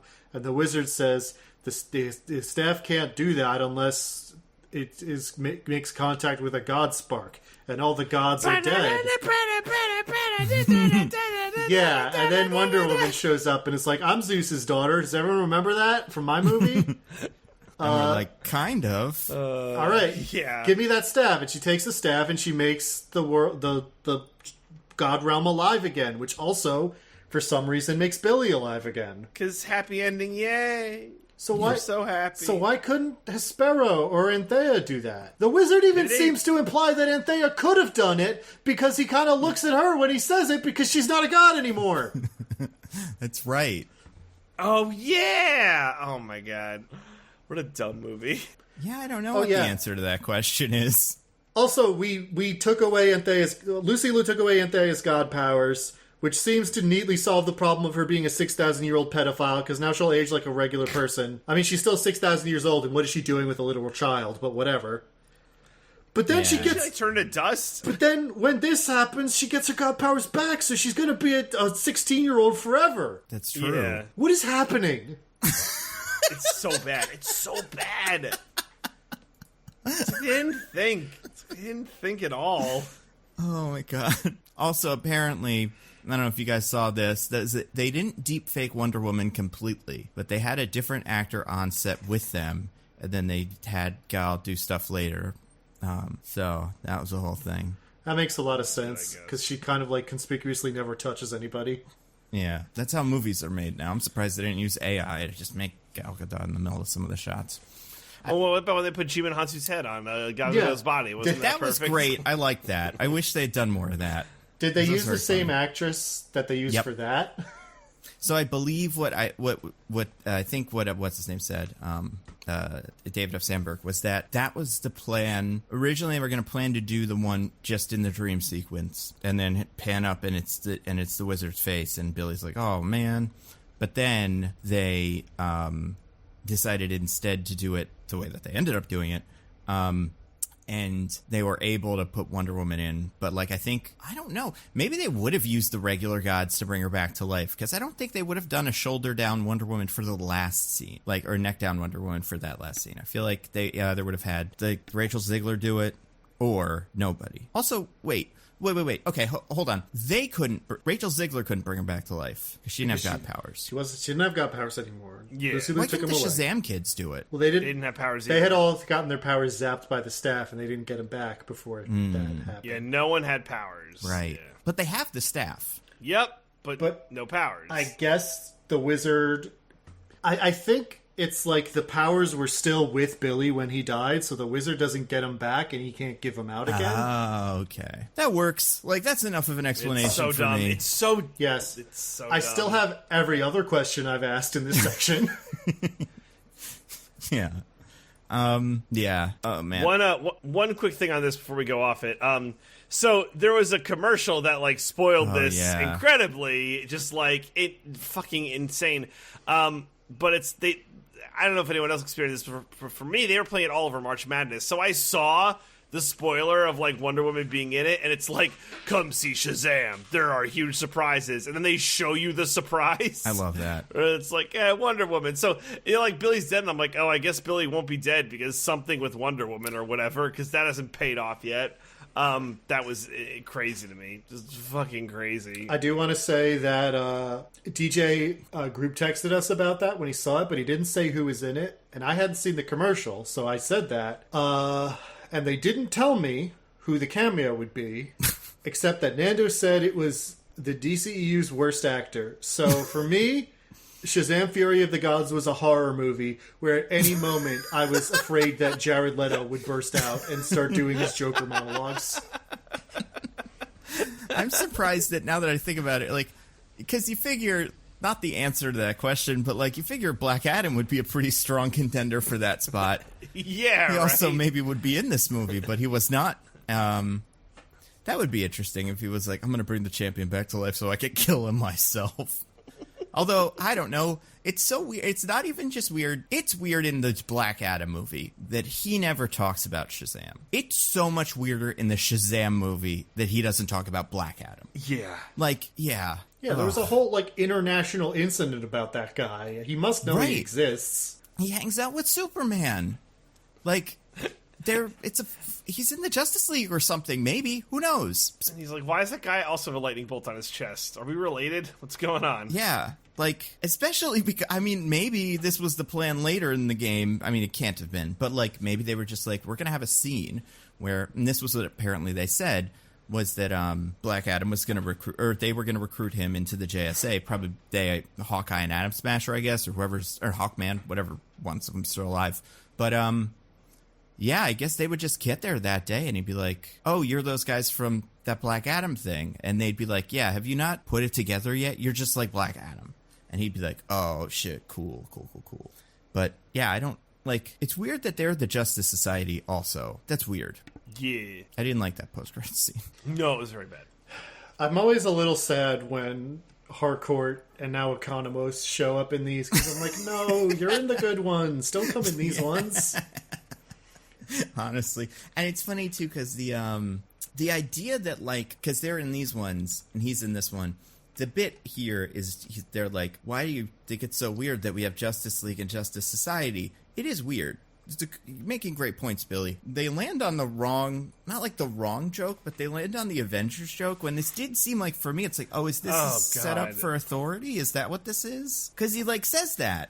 And that is kind of like justice. Or like that, it just works, like, as the word, but yeah, they just don't even do it. It's so weird. This movie is so weird. It's so weird. I didn't like that cameo. I'm assuming nobody else did, but no. Yeah, it's real strange. Last thing on the list, last thing on the wheel, it's a wheel, not a list, is the fucking caterpillar. So he's back, baby. Mr. Mind. Everybody's favorite guy. The audacity. Yeah. The audacity of doing the exact same post-credit scene. Yep. It's, I don't know. Part of me likes it. Part of me is like, it takes a lot of balls, and I respect it. But part of me is just mad that he's not in the movie at all. So there's that. Yeah, because we ain't getting him. I mean, James Gunn's gonna step on his ass. No, he's the best. I need him. Maybe he dodged a bullet, you know? That's a good point. Like, this could have been the movie with Mr. Mind in it, and then it's not. Yeah, that's true. If this is the quality of production they're bringing, then they don't deserve Mr. Mind. Exactly. Oh my god. I feel like it's just such a strange... It's just so strange. Well, that's why I loved the appearance of Mr. Mind in the last movie in the post-credit scene. Because Dr. Savannah is typically, like, Captain Marvel, in the old comics at least, his greatest enemy. Right. Like, but in the comics, he's like a wacky, mad scientist who makes a bunch of bullshit inventions to try to beat the Marvels. Yeah. And then in the movie, they made him a like generic evilman who has superpowers, like Shazam. And it's like, oh man, he's like me, except boring. Yeah. And I was like, the Captain Marvel's the fun thing about Captain Marvel is that it is so childlike and goofy in a lot of ways.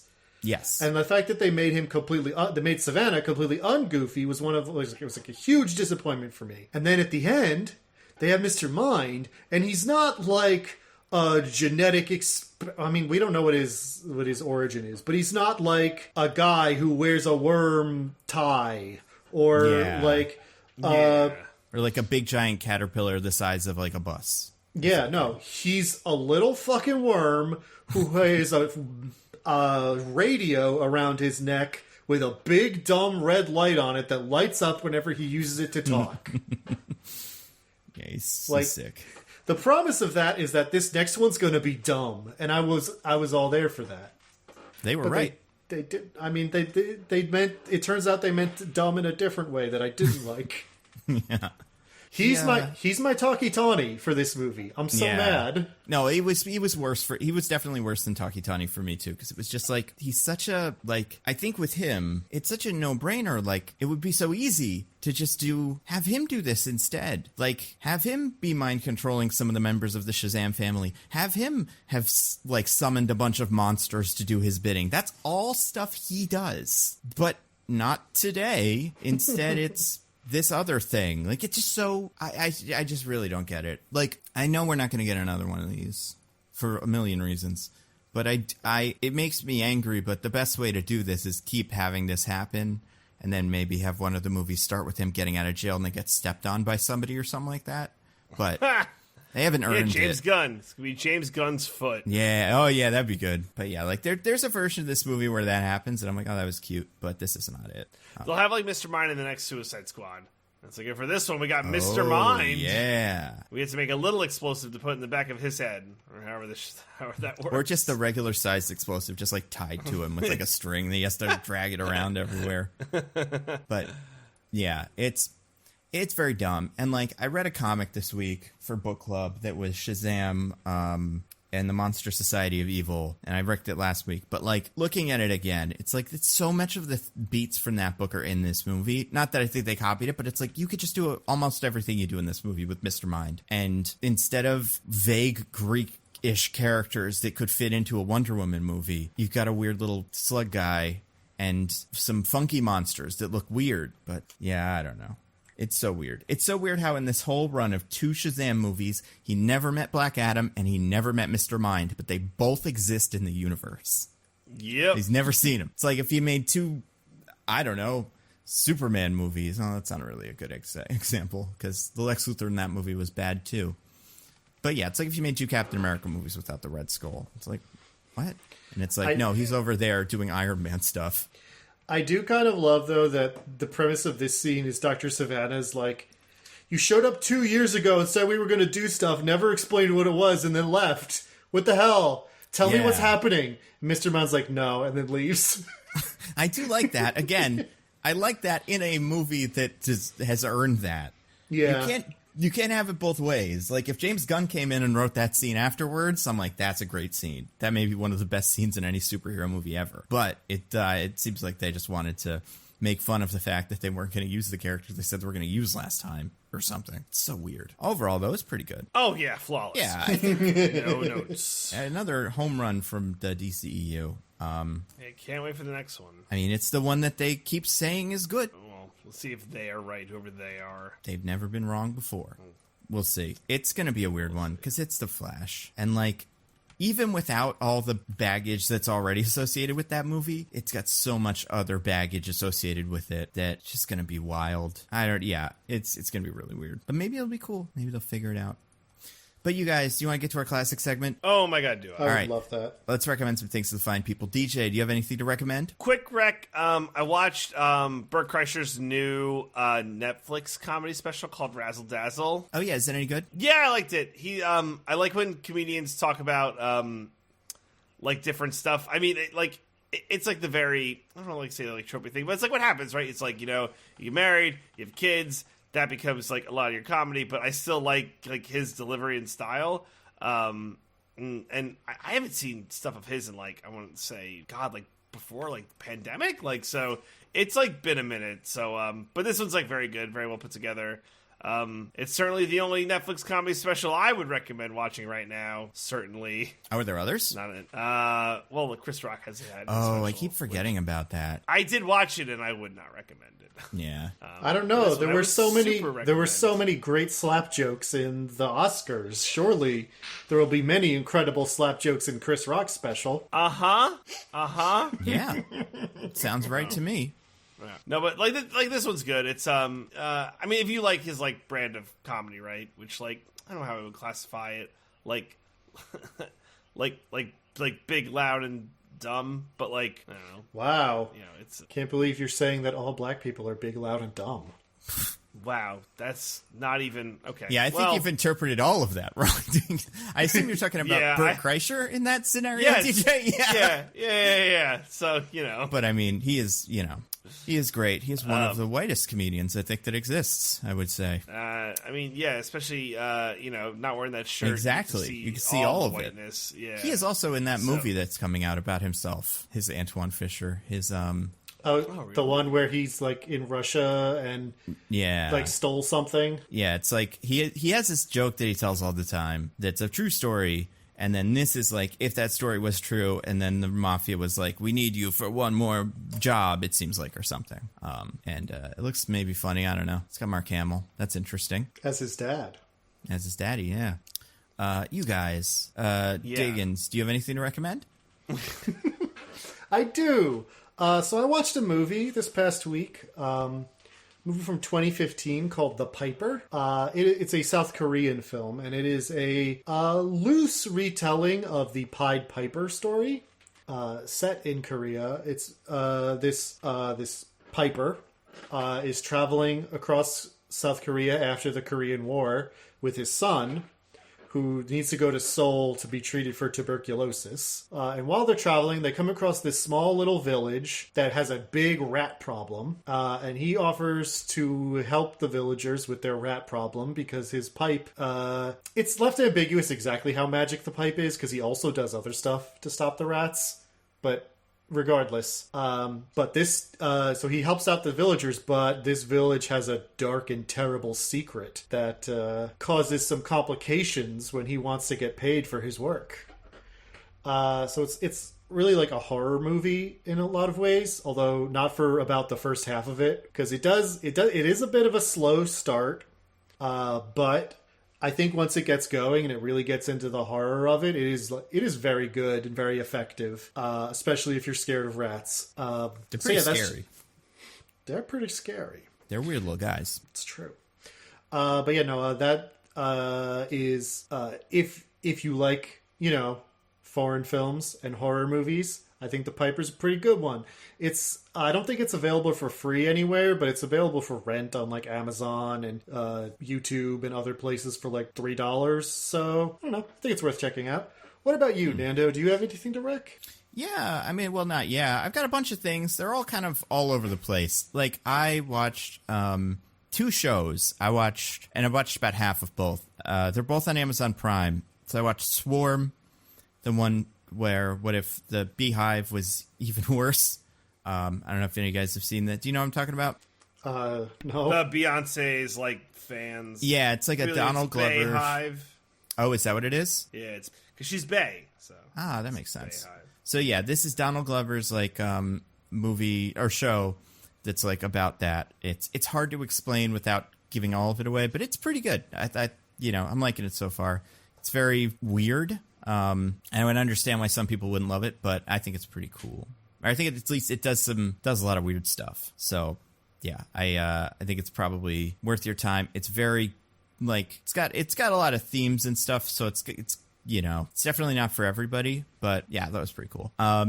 The other one that I watched is a much more for everybody one called Class of '07, which is about an Australian high school reunion at what I think is like a girls' Catholic high school. And they're all, I guess it's set in the present day, so they're all in their 30s, and it's like any of these high school reunion shows where they're like, oh, my life didn't turn out the way I wanted. But also, so they have this big party, and everybody gets drunk and yells at each other, and then they open the door, and it turns out there was a big apocalypse that night, and everyone's dead. And not dead, because it's not that they're all dead, but they're at the, like, they're at the top of a like a mountain, I guess, and water has taken over everything. So it's like they're like, we're the last people alive on Earth. What are we going to do? And yeah, I really enjoy it. I think it's a very funny show. I just think Australians are the funniest people. I always have thought that, but I extra think it now because they're so good. And I think this is a very likable show. It gets a little schmaltzy in like ways that I wasn't expecting, but I still think are good. Like, I'm not saying they're bad, but it's like, it's got more of that going than you may expect in the beginning. A lot of the beginning stuff is just very fun. The only other thing is I've been reading a comic. This was something that was came to mind because of Marvel Snap. I was like, some of these characters in Marvel Snap are so weird and obscure, like that one, the Infonaut. And then I was like, you know what? I've actually never read the comic he's from. And he's from a comic called The Ultimates, which is kind of like Blue Marvel, Monica Rambeau, Black Panther, Carol, Captain Marvel, and then America Chavez all get together and kind of go like, we should be a Fantastic Four, specifically so we could solve like Galactus problems together because we're all pretty powerful and smart. Like, somebody needs to start doing that. And I like it a lot. I think its art is great. I don't know who the artist is. And it's also, there's there's the Ultimates that were like the old, like, what are they called? Like the Avengers in the Ultimate Universe. I'm pretty sure that's what they're called. I'm Googling it, and I'm not wrong about this. I'm right about this. Hold on. Captain Marvel. Yeah. Yeah, they're just called the Ultimates. Yeah, it's a proactive task force. Yeah. So, yeah, it's a cool book. It's by Al Ewing and Kenneth Rocafort. So that's the artist. And if you know who they are, they're pretty cool. So yeah, I'd recommend looking at that. It's an interesting book. Next week, what are we doing? John Wick, baby. John Wick. Chapter 4. Chapter 4. It's a book. They've been books for a whole 3 movies. I didn't realize this, but the second one was already Chapter 2. It's John Wick from the book of John Wick. Yeah. Not to spoil it, at the very end, the guy from Boy Meets World and his grandpa are reading it out of a little storybook, and he's like, now go to bed. And then that's the last bit of it. Wow. So, yeah. Nice. I don't know, Grandpa. I could have used with cutting out a few more of the boring bits. Yeah, right.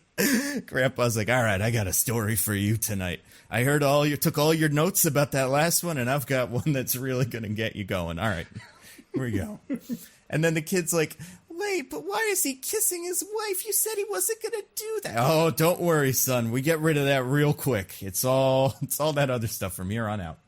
But you guys, do you have anything to plug for the fine people?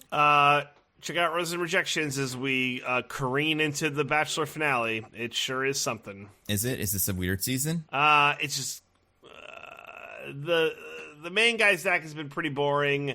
The last episode's actually been pretty good, but he's just like such a weirdo. He's a little freak. You've heard of Fantasy Suites as a sex week, and it's become a whole thing. Oh, I like that, awesome. Actually. Yeah, That's good. That's like, this sounds like a guy who's like playing the game the way that like people at home play it in their heads. Like, you probably, not you, but like people that watch the show probably call it Sex Week, and he just like got like sucked into the TV. Caught up in the air. Like, good, Sex Week. Yeah, I'm here for Sex Week. Excuse me. He's like, yeah, this is what I've been waiting for this whole time. It's Sex Week, baby. I hate it so much. But yeah, get our takes on fucking Sex Week. That's great. Yeah. I bet he calls it Sex Week only because it's on a network and he can't call it Fuck Week. Yeah, right. At home, that's what he calls it. Get ready for Fuck Week. When the first time he said it, how did he say it? Like, how did the words come out of his mouth? He goes, I know everyone thinks of this as Sex Week. Oh, okay. That's not as funny. Yeah, wow. I thought he was into it. I thought he was like, hell yeah, Sex Week's here. Yeah. Oh, no, he said it like regrettably. It's like, oh no, it's Sex Week. Oh, what a loser. He should be more excited. Yeah, never mind. Freak. Nando and I retract our compliments. Yeah. Oh, you want the guy who's like, I'm so excited for Sex Week. I want like, let's go. Yeah, I want the Bachelor contestant who says all the things everyone's thinking. Like, I don't know what people that watch The Bachelor, like, I don't really know enough about The Bachelor to, like, know what the tropes of a Bachelor season are, but I feel like that's a pretty good one. It is. So you just call everything Sex Week. So, yeah, let's check that out. Incredible. Diggins, what about you? It's just my usual stuff. Everyone newsletter, a little perspective, that's subjective comment. I stream sometimes at twitch.tv/this is not name. What about you, Nando? Do you have anything to plug? I've got a video that went out. God, I don't know how long it's been since the last one. That's my what's good. What are we going to do with all these Avenger babies? I made a Nando cut video that's just like, hey, here's some I forgot. So that exists, where I talk about the ones from all the shows that definitely don't count anymore. But hey, they do technically exist. And then... what else? I have a video that is currently on Nebula that is the Phase 4 is actually better than we kind of remember video that I think is pretty good. I think it's a solid, like, there's a good pitch for that. I think there were parts that were good. So you can watch that. And, yeah, that's pretty much it. Phase 5? Is Phase 5 better than we thought? I mean, by comparison, maybe. to some other movies that you can watch. It looks like a real shiny movie right now, yeah. But off to a difficult start. But yeah, that's the only thing. Those are the only videos I have out now. I'll probably have one before the end of the month on Nebula, but I'm not quite sure which one it is. I'm still figuring that out. But next week, John Wick, Chapter 4. Woo! Everybody read chapters 1 through 3 of John Wick before this. There will be a test. It is very confusing, and I spent a lot of the movie, because I have seen it, going like, oh, right, that's what happened in the last one. That's going to make sense. I barely remember what happened in the last one, so... That's the problem. They all blur together for me. I'm like, I think he shot this guy, and is this the one with the car? And Willem Dafoe was in one of these. Like, what happened? And it's like, there's just a lot of stuff that happens. But they're all great. This is the one where he... Number 3 is the one where he goes to Morocco and meets the head of the organization, who's like a sheik. That's right, the High Table. Yes. Yeah. So you do get great stuff like that. But yeah, it's just like, it's a fun, like, listen, I love those. Not like I love those movies, but I do. I think they're quite good. And I think people will, like, I think we'll have some fun stuff to talk about. And until then, I've been at Nando V Movies on Twitter. I'm at Zippy by Day. I'm at This Is an Odd Name. Goodbye, everybody. Goodbye. Woo! Hi. We love you.